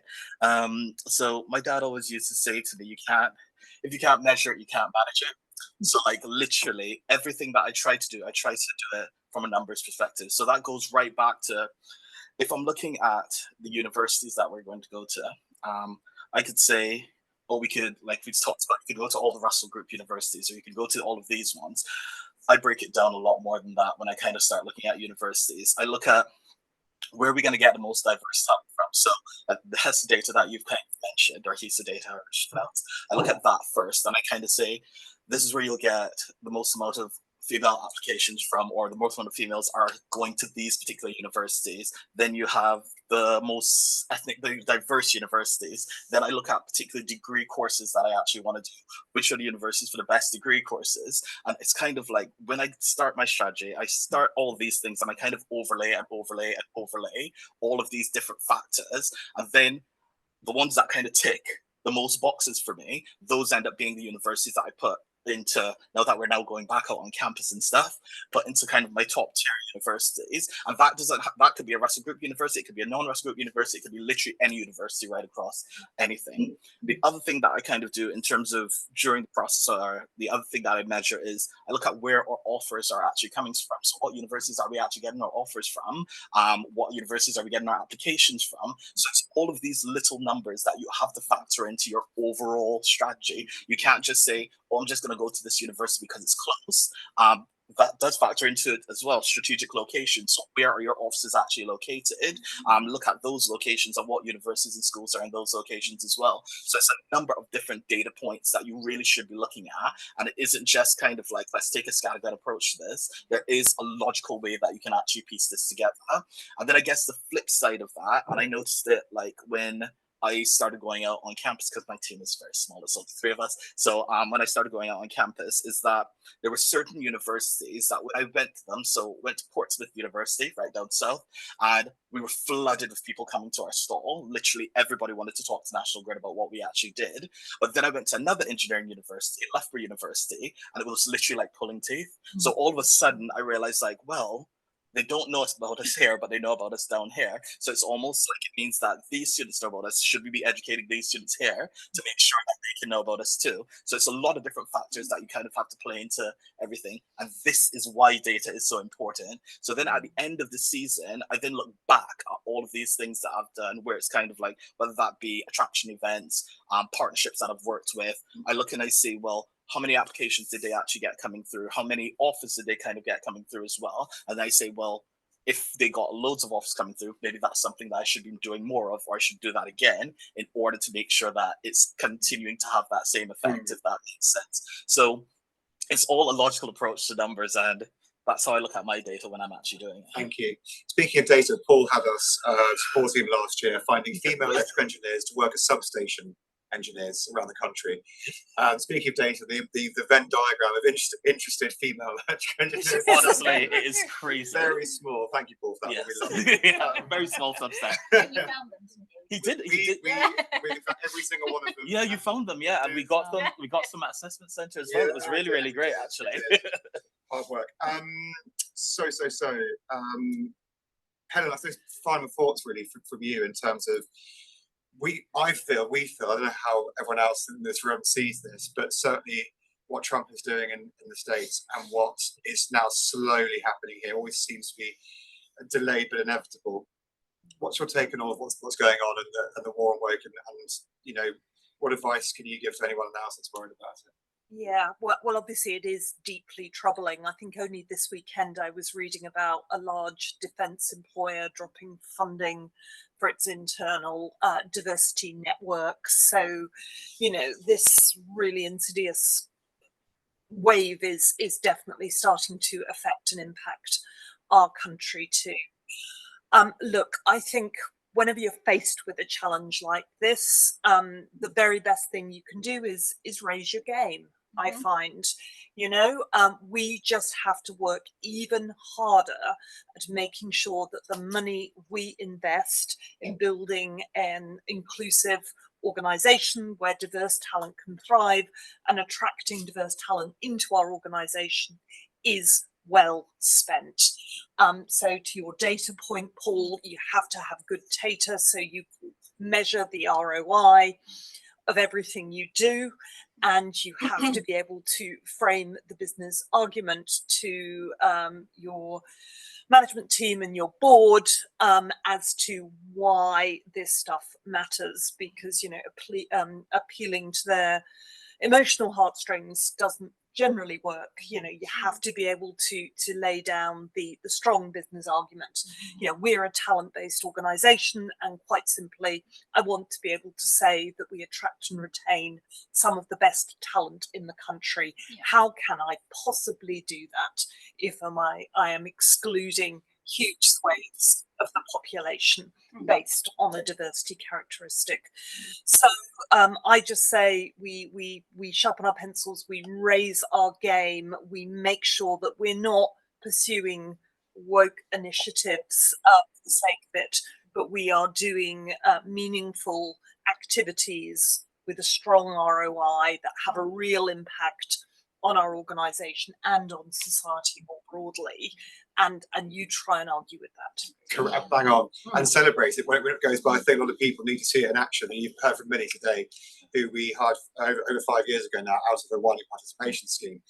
Quite comfortably, the fastest trajectory a crowd has ever taken in our business over 15 years, and everyone was there to see it. So there's no argument to be had in our organisation ever, even if that would come up. Final emotionally charged question to you about how you see the war on woke, as it were, and what you again any advice you can give about anything to do with social mobility, but also in terms of the changes happening around. I mean, I obviously agree with everything that Helen has said. I'm proudly woke because actually it just means that you're awake, that your eyes are open to what is going on in the world. So I'm not even remotely embarrassed to say that I am very much a woke person. I do think that there's probably been a very strong focus on, I think particularly in ED&I, the field that I work in, activists working in ED&I, but actually what we need are strategists and not activists.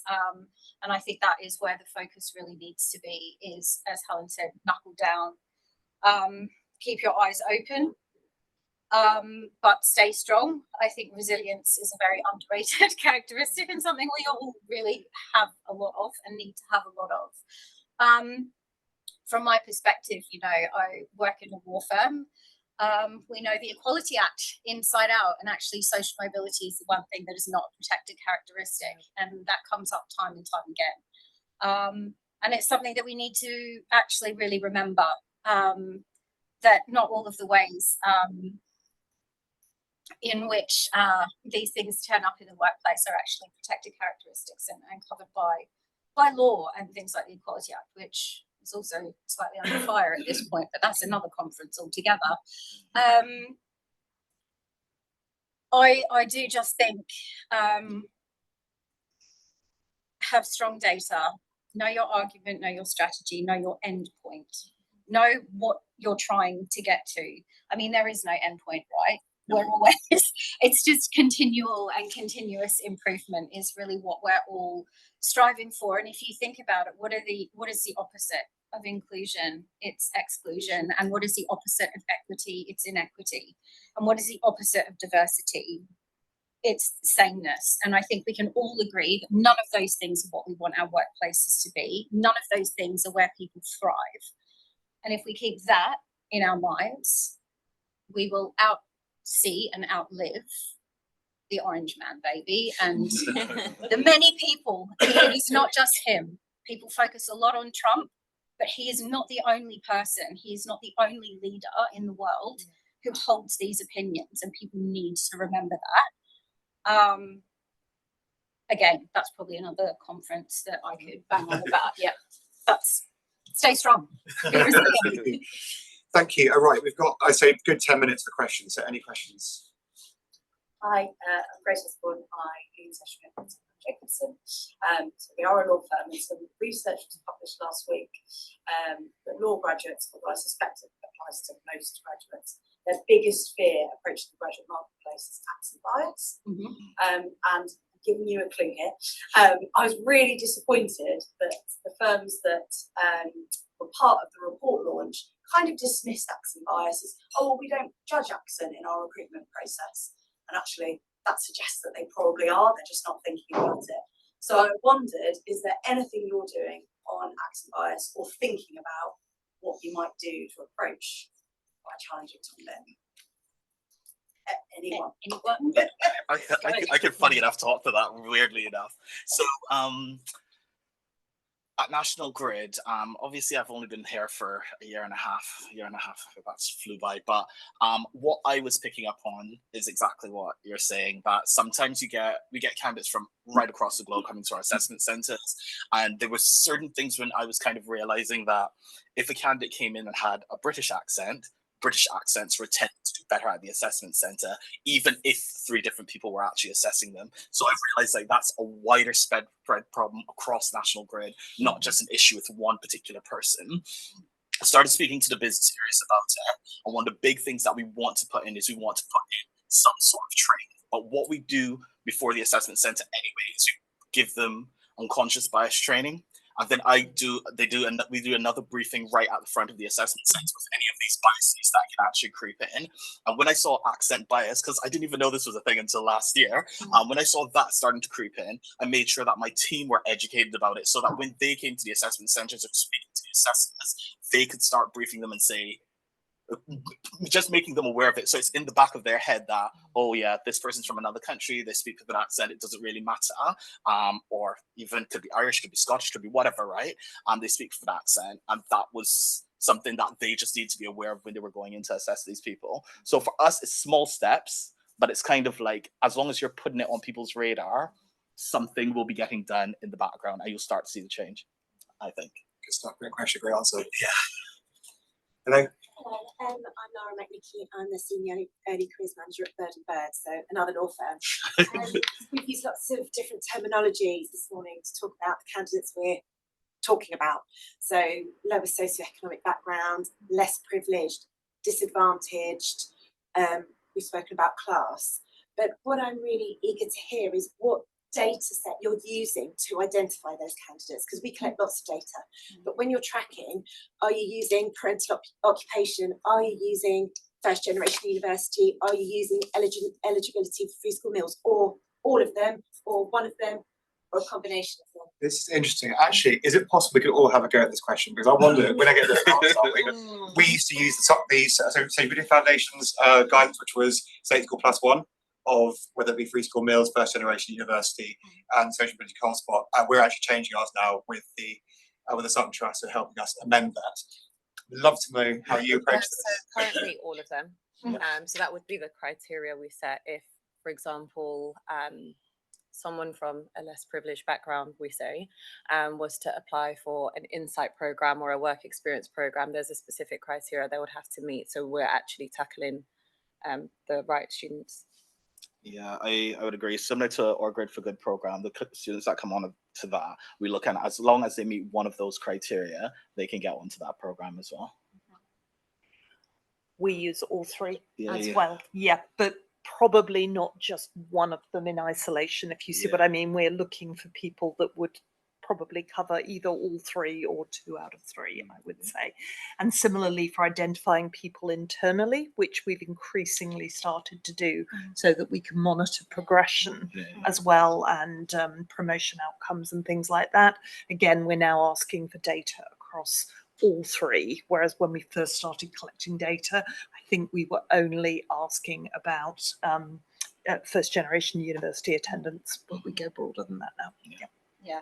So we're first generation university, free school meals, pupil premium, parental occupation, and all those sorts of things. But quite an interesting statistic that I was looking at my previous law firm actually is that we ask people to refresh their diversity data sort of in the background fairly regularly. Obviously, we're regulated, so we sort of have to. And actually, in the previous law firm that I was at, there were, people started unticking their social mobility markers the more senior they got. And because we'd been tracking it for a little while, we sort of had a small focus group. And actually what they were saying is the more senior they got, the less relevant they felt it was. They didn't want it staying on any type of record that they were from a social mobility sort of background, because they didn't want to have to keep talking about it, which we sort of found sad, actually, and a bit disappointing, because so many of the younger generation coming through really wanted to see those senior leaders who had sort of gone through the ranks, but actually they tended to get less and less kind of wanting to do it. So there's actually a real conversation, I think, also to be had about how you can keep that pride in your background alive and not have it be something that you think should stop having any relevance to your career trajectory. Sorry. Good stuff, thank you. Time for a couple more if there are any more questions out there. Yes, at the back. Jodie,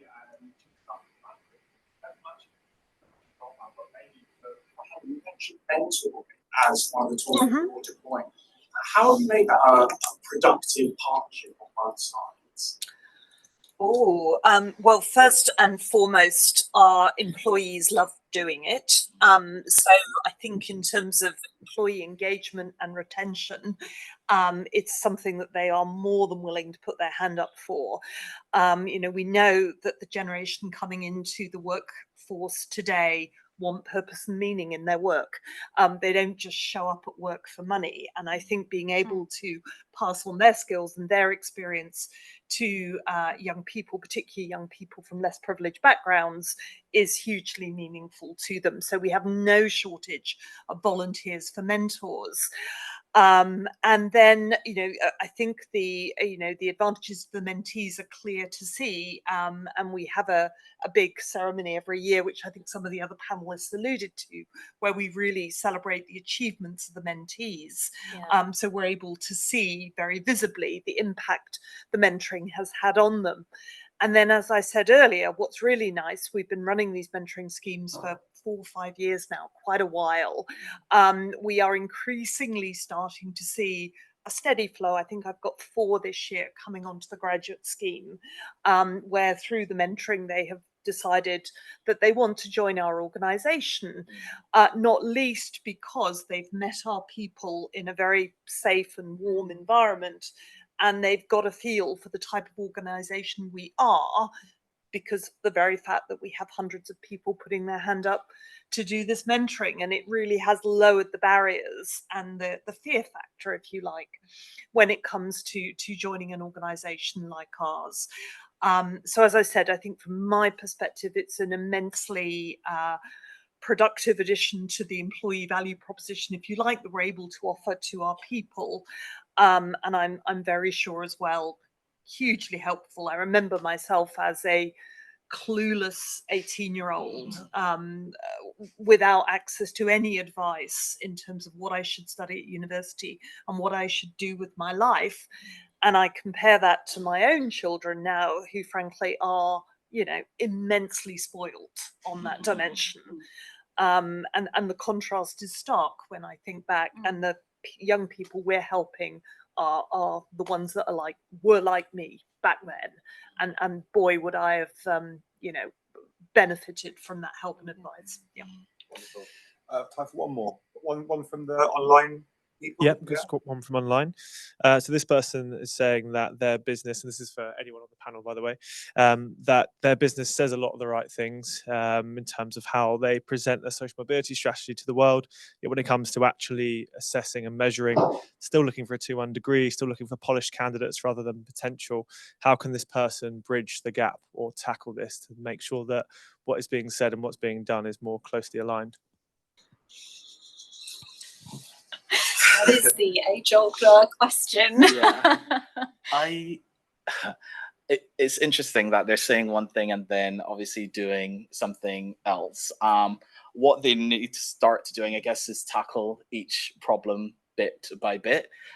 If it's kind of the 2-1 degree, you need to start looking into kind of your research around that. Look at the organizations that have dropped it, which ones haven't dropped it. I think at last call, I think it's like 60% of organizations have now dropped it completely. So that's actually a stat that they could use when speaking to the business. Find out also from the business, why do they think they still need that 2-1 criteria in place? Like there are all these questions that they just need to be asking the business and find out why are they keeping these things in place if they want to be perceived as this organization that's as socially mobile as they could. Once you get the answers to some of those questions, you can start making the changes that you actually need, I would say. Yeah, I think it is just it's asking why, but like many times in a row, because the first time you ask why, when you get pushback, you are not actually getting the answer. I would say you need to ask 4 or 5 times why. They give you an answer, but why? And by about the 5th why, you will actually get to the nub of why there's resistance in the first place. And that is where you can start to build a sort of a reasoned, data-driven response to why things need to change. But I mean, that is something I've successfully employed many times. And I'm pretty sure some people at this point get sick of me asking why, but it helps. And don't try and change it all overnight. I loved your approach, which is, year 1, okay, I'll live with a 2-2. Yeah. Know that I want to go further than that. But this exactly. year, and then you can measure the data. has the quality of our graduate intake reduced? No. Okay, let's try something else now. So do it in stages. Don't frighten the horses. Big thank you, round of applause for our panel.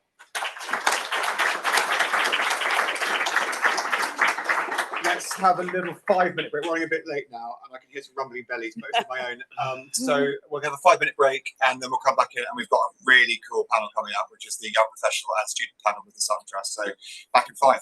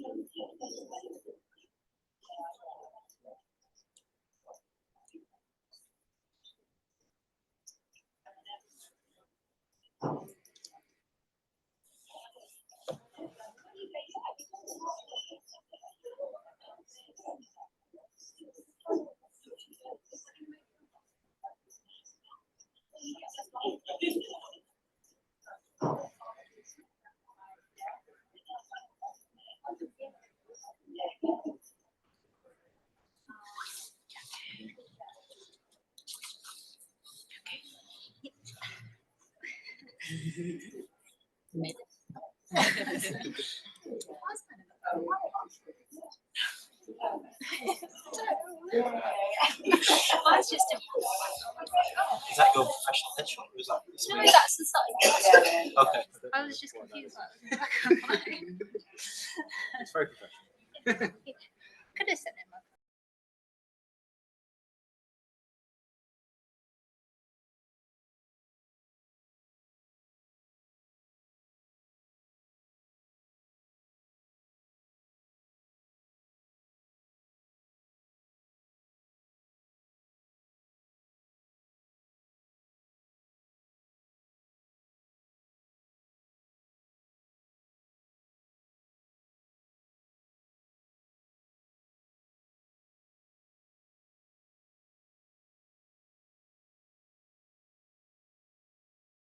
But the fun bit. So how Where the many SQE years? happens.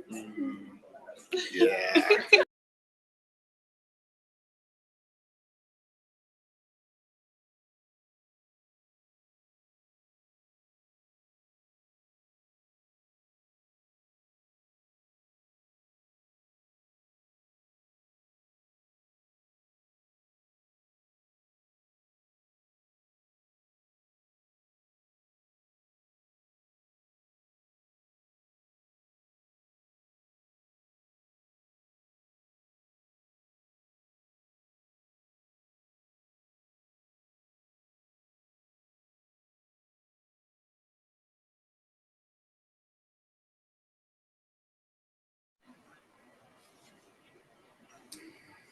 Cool. I think we've got everyone coming back. So we're going to kick off the final session of the day. A massive thank you to all of you for joining today and for listening so intently across the morning. As I say, this is our final session. My name is Joshua Carney. I work at the Sutton Trust as our senior manager for our employer engagement, so partnering with a range of employers across a variety of different industries. I'm very fortunate now to be joined by 4 fantastic panelists, so you can see on the screen and at the front here. These are all alumni of the Sutton Trust. They did a variety of different Sutton Trust programs when they were maybe at school or university, and hopefully their thoughts, their insights, what they'll share across the course of this panel session will really help bring to life some of the things that we've been discussing, some of the subject matters that we've been talking about throughout the rest of the morning. So this is our young professional panel, so all of which are kind of maybe in the process of kicking off their careers or maybe in the first sort of couple of years of their careers. So I'm going to pass over to our panelists now and start by some introductions. So maybe I will go along the panel this way. And it'd be great if you're able to introduce yourselves. And if you're happy to do so, you don't have to, but if you're happy to do so, a little bit about your journey into where you are today. Emily, I'll start with you. So hello, I'm Emily Gissing. I'm a lead software engineer at the London Stock Exchange Group. Is sound okay? No. Okay, speak up. Okay. Yeah, hello, I'm Emily. I'm a lead software engineer at London Stock Exchange Group. Then about myself, I'm from Portsmouth originally, working class family, like dad works in the docks, pretty standard.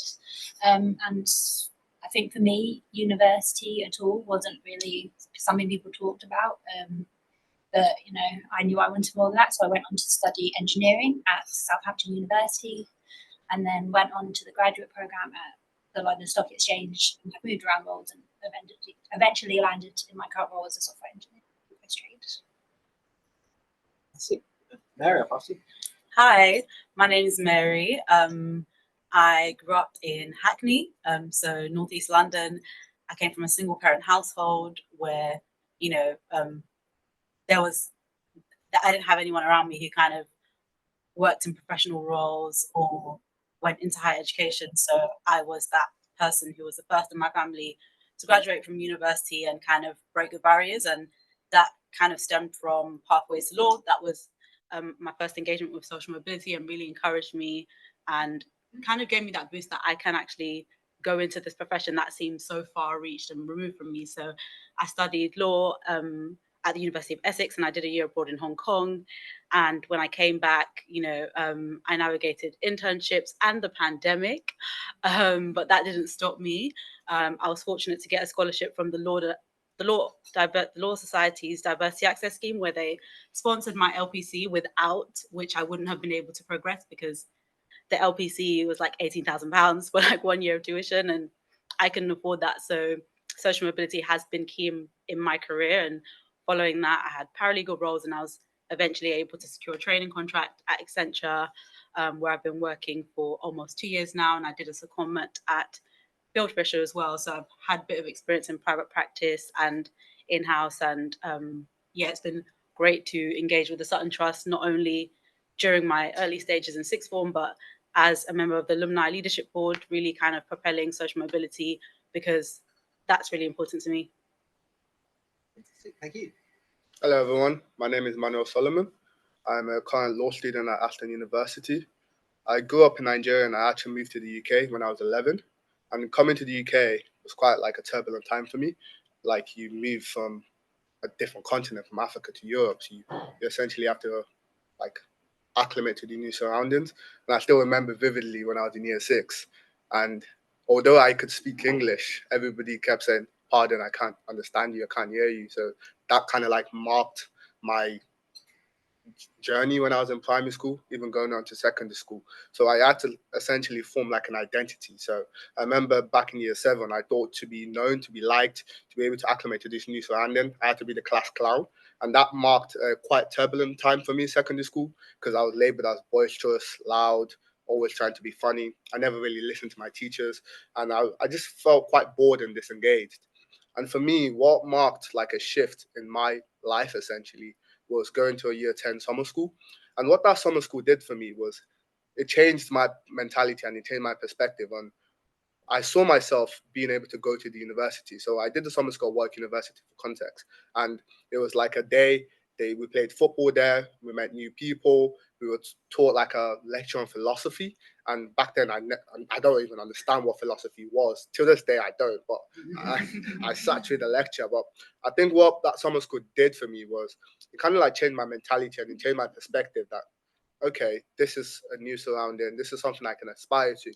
So when I go back to secondary school, my teachers noticed like a shift in perspective in me, and I got my head screwed on, and I was able to get some decent GCSE grades. Fast forward to sixth form, I started to aspire, like, okay, maybe I do want to go to university, but what do I want to study? I don't know what I want to study. And came along the Pathways to Law Such and Trust program, and I looked at the like eligibility requirements, and they wanted like grade 7, and I had grade 5, so I was like, could I apply for this? But then my form teacher back then gave me the audacity. And I say audacity because I had no business applying for the Sutton Trust program. But I applied and I got in. And that program, what that did for me is it gave me a path to like, okay, you want to study law? What does it look like? It also, most importantly, gave me interaction with people that looked like me, that in the legal profession. And like, yes, you can do this. The journey isn't easy, but there's someone who's already done it before, so can you. Now I'm in my final year of university studying law, and I'm about to graduate in July. But so far, my life has been marked by challenges, turbulence, but most importantly, audacity. So that's just been my social mobility journey. I think if I were to give advice to anyone out there, just always like apply for things and apply yourself. But that's me. I'm Emmanuel. Thank you. Hi everyone, I'm Keely. I am actually one of the solicitor apprentices at Farrers. I am currently in my 3rd year, which is actually crazy to say because not did I ever think I'd actually be an apprentice, but actually even getting this far is quite an achievement in itself. I grew up in Southeast Kent, which everyone's like, oh, it's the Garden of England, everything's lovely in Kent, until you get to some really disadvantaged areas. And I was lucky enough to attend a grammar school, but even then my grammar school was in quite a low socioeconomic background. I received contextualized grades for UCAS. And I even had to ask Farrow & Co when I was applying, do you guys offer contextualized grades? Because if not, there may be an issue. And they do. But I kind of got everything for free when I was at secondary school. I was Free School Muse, Pupil Premium. I had access to a bursary every year, which gave me money to pay for my train tickets, to even get to school. I lived 30 minutes away from my school. And if I wanted to attend that grammar school, which I thought was the be all and end all, poor 12-year-old Keely was not the be all and end all of going to that school. But I wouldn't even been able to attend because my dad had to stay at home and care for my mum. My mum is ill. We had no source of income apart from benefits. And I'm very proud to talk about my experience and my background. But even trying to get money, and I'm sure everyone that came down on the train today knows how expensive a train ticket is. Trying to afford that 5 days a week for a whole 7 years of schooling is quite tricky to do. And I kind of realized I definitely knew I wanted to do law. It was something I was so passionate about. Feminism, human rights law, that's kind of where it all built in for me. But I was just like, I can't afford to be, I also have the setback of student loans. And that was something that was always niggling in the back of my brain. Like, if I go to uni, I'm going to rack up potentially 50, 60 grand worth of uni debt. And I just don't want that hanging over me in the future. I understand that if you're earning over a certain amount, then a certain amount gets taken back. But the idea of having a debt and growing up in a background where I saw my parents having debts or other family members having debts, I just didn't want to inflict that on myself because I knew how hard it can be to navigate. So I was like, can't do uni. I don't want the uni debts. And then I stumbled across the SunTrust US program where I was dead set on going to university in America until I realized I can't do an undergraduate law there. Very, very different. And I was very lucky enough to stumble upon apprenticeships, which I think, even though this was 3 years ago, my school were quite hesitant about advertising. They believed that you still had to go to a Russell Group university to be successful. And even when I told my head of sixth form that I was going to be a solicitor apprentice at this fantastic law firm in the middle of London, my head of sixth form had the audacity to turn around and say, oh, sorcerer's apprenticeship, so funny, that's going to get you everywhere in life. And I had this little pin drop moment where I was like, oh, maybe I'm not quite capable enough to be doing this. Maybe that isn't good enough for me to be doing. And I'd like to say, and I like to make a joke that half of me is here just to spite him. I am. But the other half of me is here to be successful and to actually be happy and achieve what I want to achieve. So yeah, it's me. Fantastic. Well, thank you very much to all of you for giving those introductions. The next question you kind of touched upon a little bit, but it is a question that's come up a couple of times in some of the other sessions that we had earlier today, really about career guidance. So the question is, can you tell us a little bit more about any careers guidance you received while you were at school, at college or university? Did you have the right level of support? Was it sufficient for helping you get where you are today?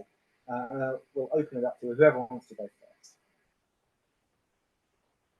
I can go first. You can. Sure. Yeah, sure. At school and sixth form, because I pretty much stayed in the same school, I'd say the career guidance I had was quite tailored just to get in as many students to university.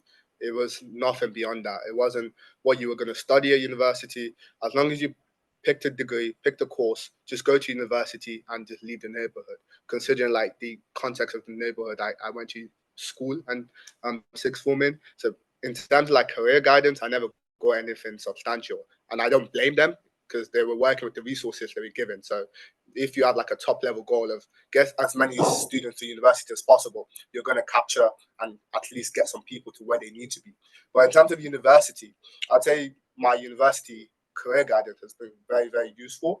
But in terms of specific and tailored, I'd say it lacked in that perspective. And I only say it lacked in that perspective because I'm an aspiring commercial solicitor. And the field of commercial law in itself is quite competitive, specific, and very nuanced. So I don't expect my career advisor at university to have the specific knowledge to be able to like help me. If I wanted to go to like a general like industry, definitely they're the best to help me like tailor my CV, tailor my cover letter. But I found like I gravitated to other like specific like career advisors outside of university to be able to help me. But the problem with that is majority of them are paid, and I just couldn't actually have access to them unless I applied for scholarship. That's quite like rare in that field. So in terms of like specific like career guidance, most of the time is I saw it from people on LinkedIn. I've got my best career guidance from people on LinkedIn, just messaging like, do you have like a couple 5 minutes to spare? Can you share your story? Any tips? So in terms of like what's helped me the most, I'd say LinkedIn, funny enough. Who else have any things?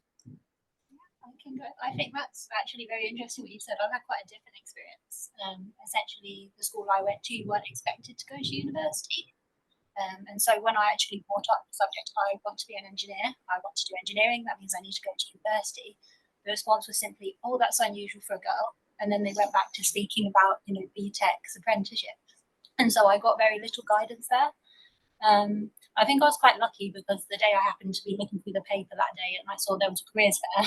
And so I physically went and spoke to people. And I think that's where I got the most useful advice, where I spoke to pretty much every stall and everyone, gave their stories, said, do this for university applications, like Duke of Edinburgh looks really good, like all these little tips. And then I'd say and then I got into college to do A-levels, and it was a very similar experience. There was very little guidance. Doesn't directly relate to the question, but I think this sums it up. That the UCAS applications internally for the college were so slow, it ruled out top university courses, because they physically couldn't get the application finished at times. And so I think that just kind of sums up how unexpected it was to go to university. Like, my college was very much geared to BTECs and apprenticeships. But yeah, once I got to university, the careers guidance was much better. We had our student union, and Southampton has really good links with lots of companies across the country. And so I think I was able to get much more tailored advice, again, going to actual careers fairs to speak to people, like Emmanuel says, reaching out on LinkedIn. And that's really useful for me. Mary or Keely, I might give the next question to you, if you don't mind. So we've got a room here full of people who are working in early careers, in HR, in recruitment, in a variety of roles kind of adjacent to that. Let's talk about recruitment processes. Like, how did you find them when you were applying to roles that you did? Is there anything that anyone here can take on board in terms of making those processes a little bit simpler or a little bit more accessible? I'll go. So something I experienced a lot was psychometric testing. So in the legal profession, psychometric testing is standard. However, it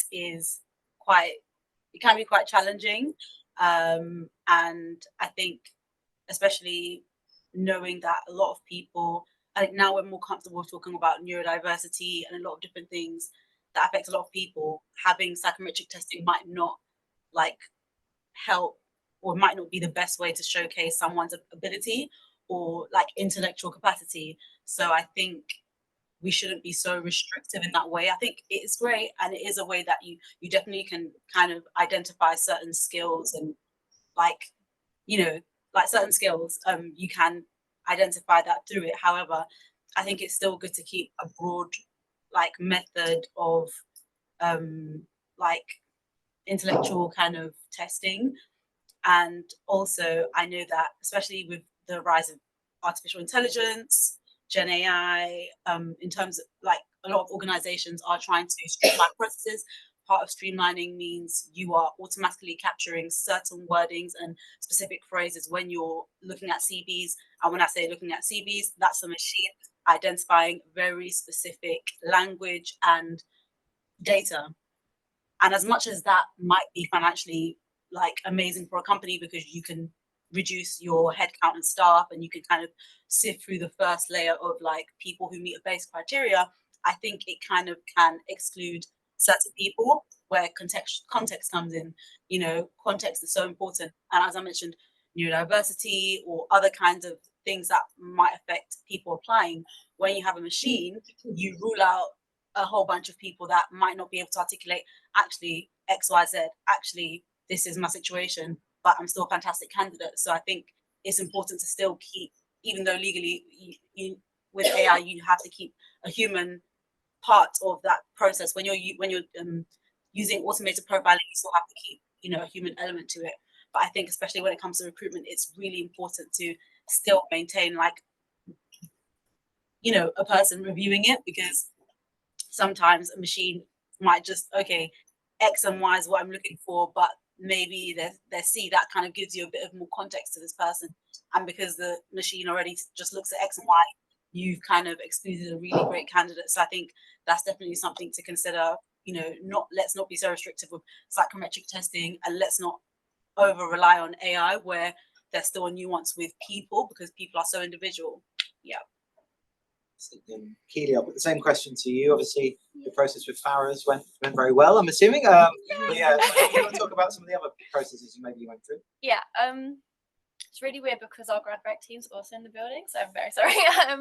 But our recruitment process, and I think it was really important, and it was definitely highlighted the whole way through, was that you're applying early careers in general, but specifically apprenticeships.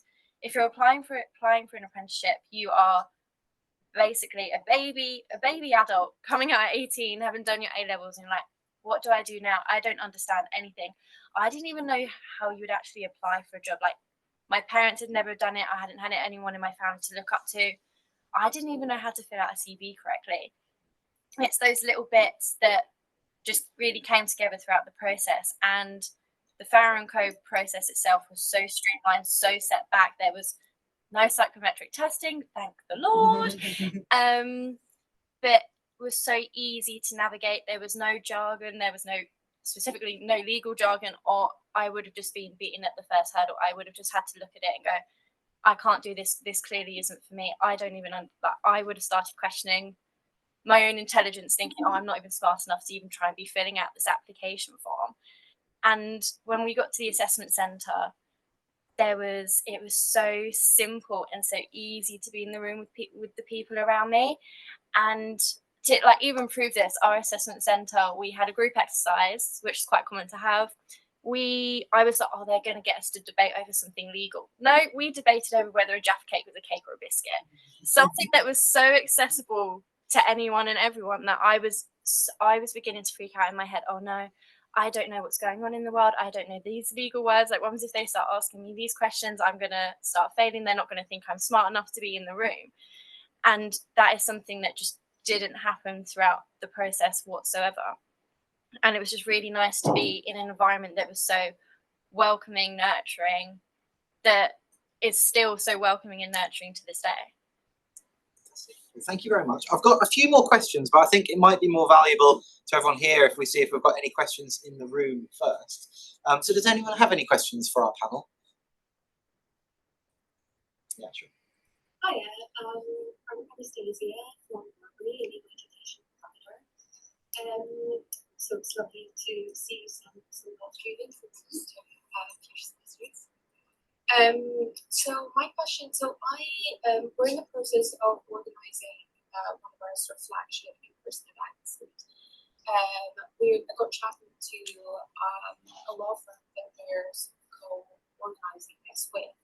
What was interesting to see is that events were mentioned earlier, the attendance to events, and they were saying how for the first time ever, basically, they're seeing lower attendance to things like vacation schemes and open days. And it's really, there was some sort of theory earlier about why that might be happening. Is it because of the living prices? Is it because of just intimidation or some sort of post-COVID hesitance that people are experiencing? So I guess my question is, from kind of that education perspective and education provider perspective, what can we do to help students feel more confident about going into spaces like these where they need to learners? And what are the key, I guess, skills and knowledge that you think is important for your generation of students to have in order to be able to, go out there and get these opportunities? Would anyone like to have a go at answering that first? Yeah, I can have a go at it. I think it's a fantastic question, and some of the theories about cost of living crisis is a plausible one.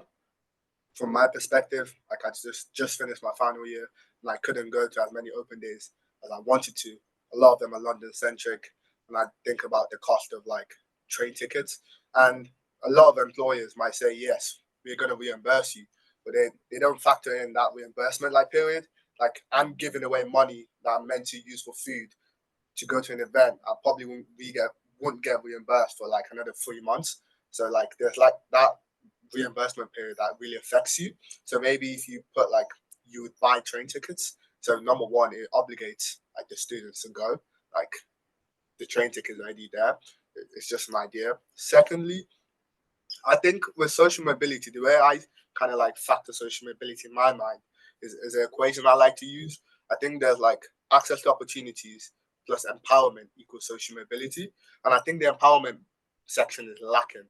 And I say it's lacking in the sense of like, yes, you're creating access to opportunities and you're saying, yes, we're opening up opportunities for socially mobile candidates to utilize. But then I don't think they're being taught how to leverage those opportunities, why they're important, how to use them, and what skills, like you said, are useful to be able to like utilize those opportunities. Like for instance, yes, you open an open day, come.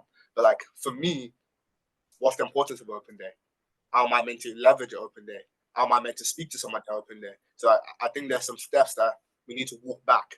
I think we've kind of like jumped to the step of like, these are the opportunities, but we've skipped the foundational steps on how to utilize those opportunities and how to leverage them. And I'm a big advocate for mentoring, like like I said earlier with LinkedIn. But if there's also some formal like scheme attached to those opportunities, like you're handing out to socially mobile candidates to be able to like allow them to like, okay, this is the opportunities. This is how someone in the past has leveraged and used those opportunities, and this is why it's useful for you.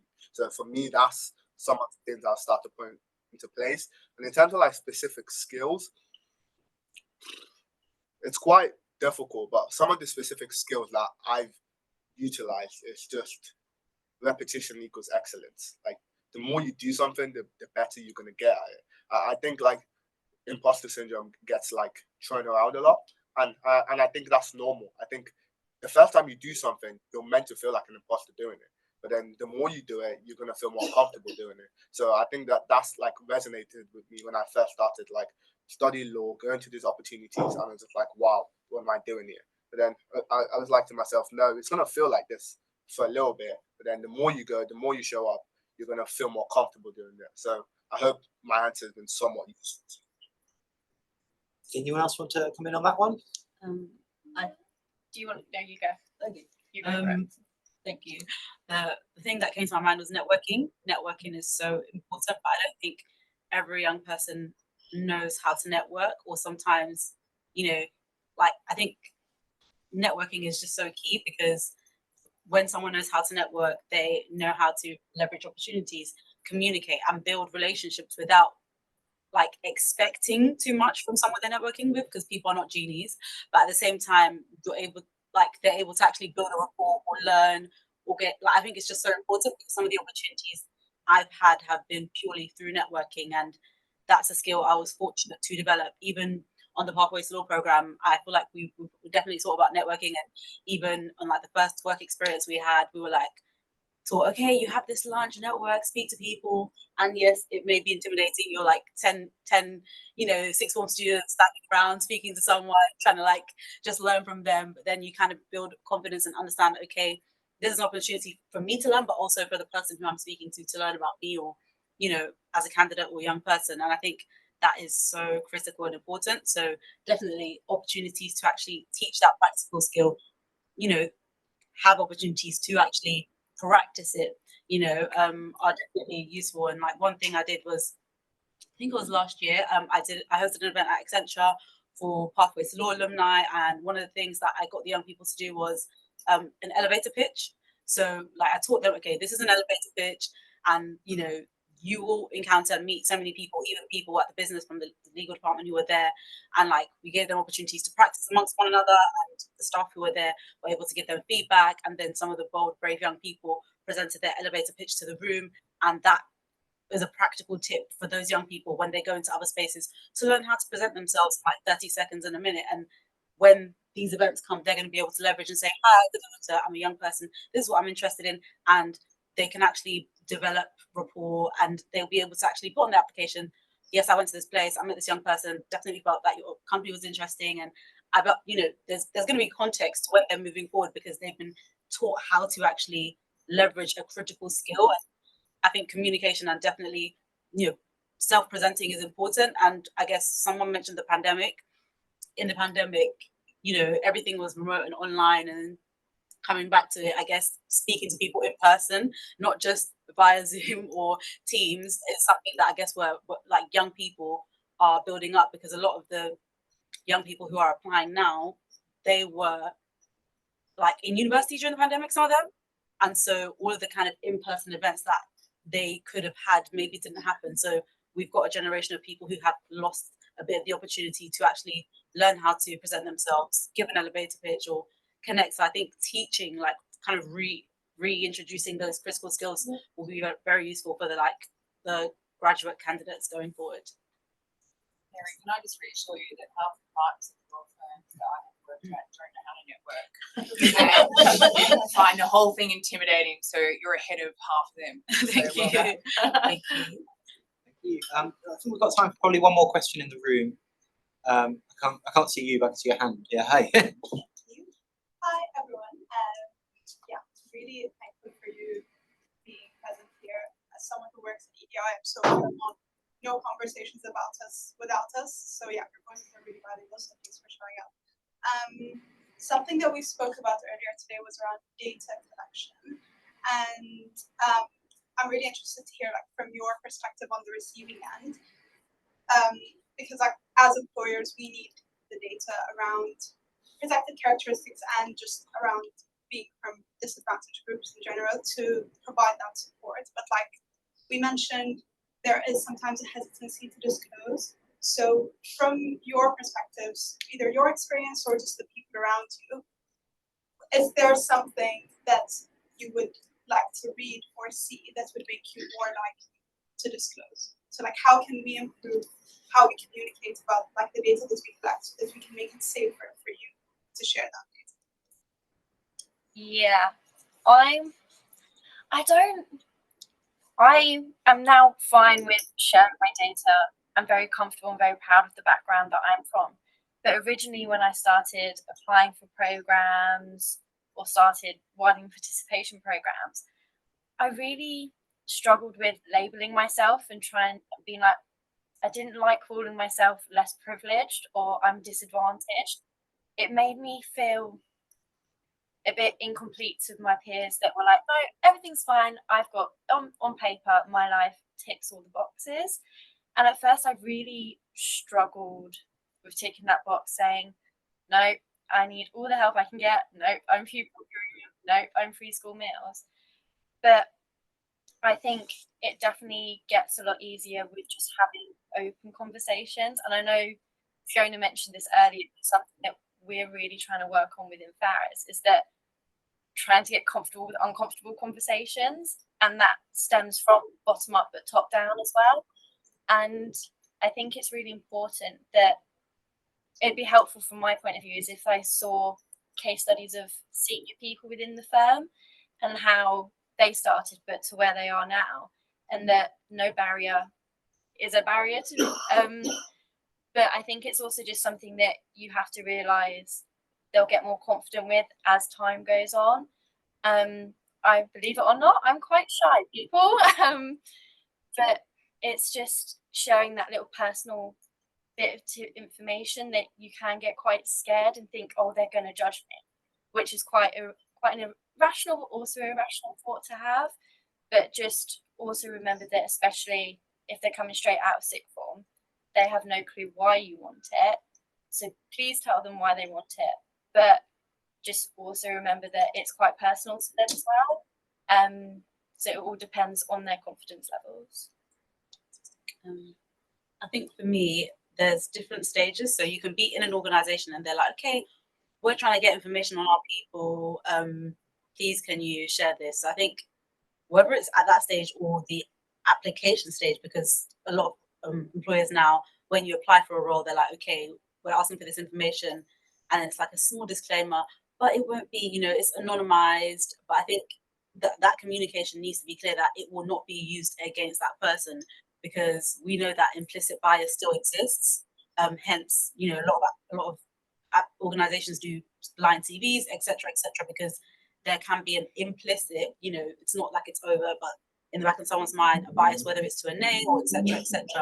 So when it comes to this information, I think from my perspective, the reassurance has to be clear that whatever data is shared will not be used adversely against the person, whether that's at the recruitment level or internally in an organization, because it is sensitive, it is personal, you know, because the questions are not like, sometimes it's like, okay, what were your parents doing when you were 15 or 16 or this or that, or do you have a disability or X, Y, Z? And this is, it's protected information legally, you know, it's sensitive data, personal data, GDPR.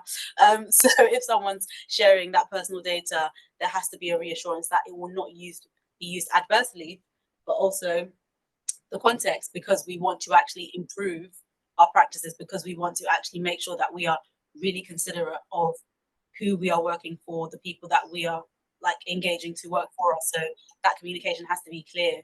You know, it will not be used adversely against you, and this is why we want it.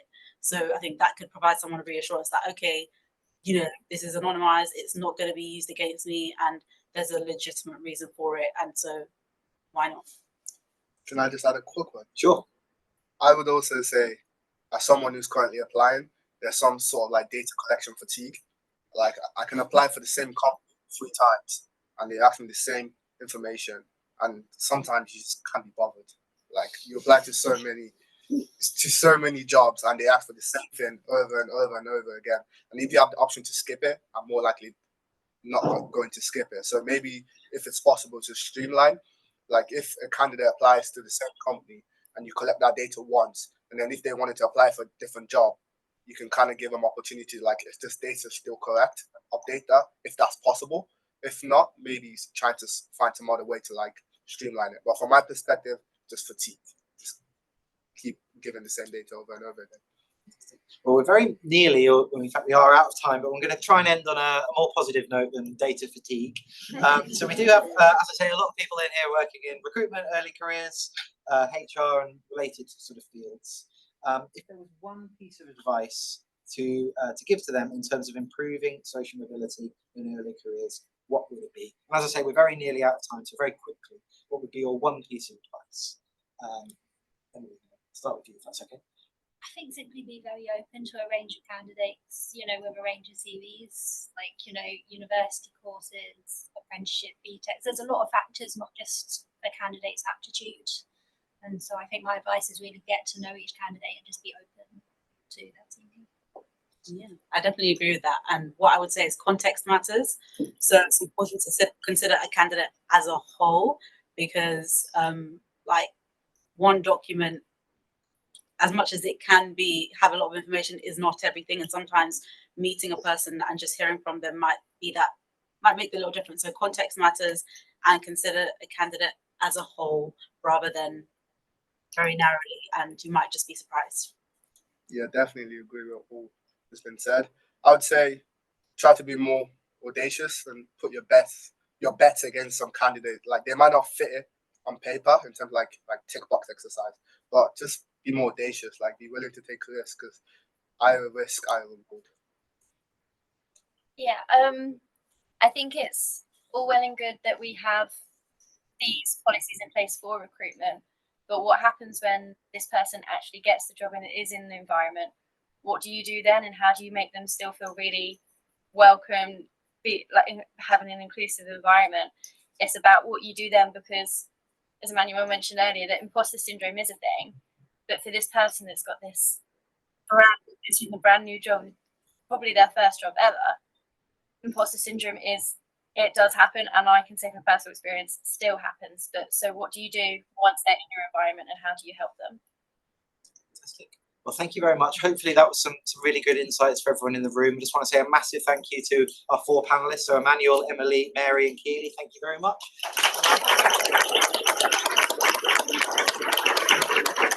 Yeah. finish with some closing thoughts? Yeah, so stay put, guys. Okay. Probably easier. Closing thought singular, because we have overrun and we've taken a lot of your time. Thank you very much to the panel now. Thank you. So I was going to show you a 3-minute video about our South African charity.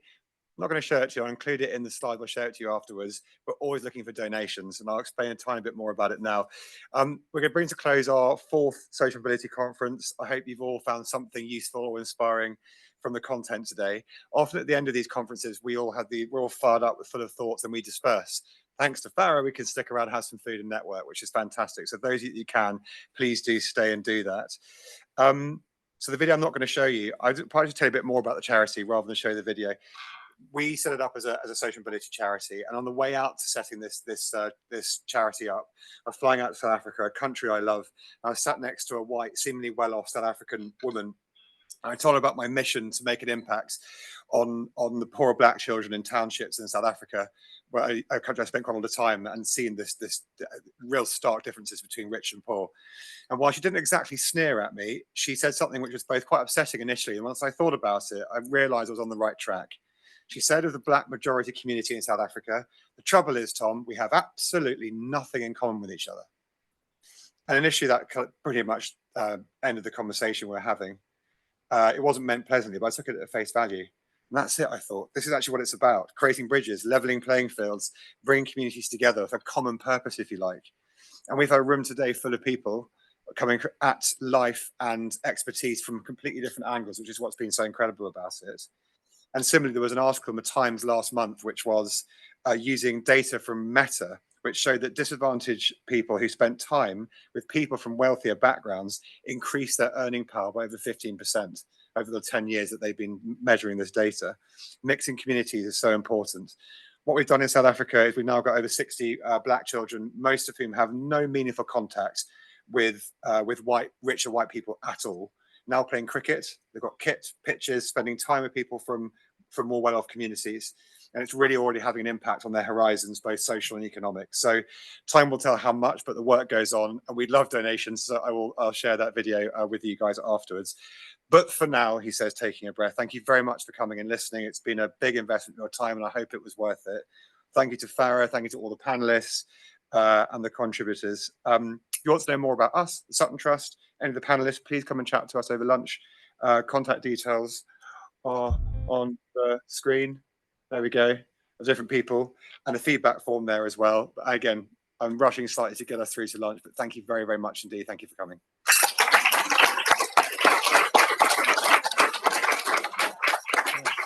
Spoken.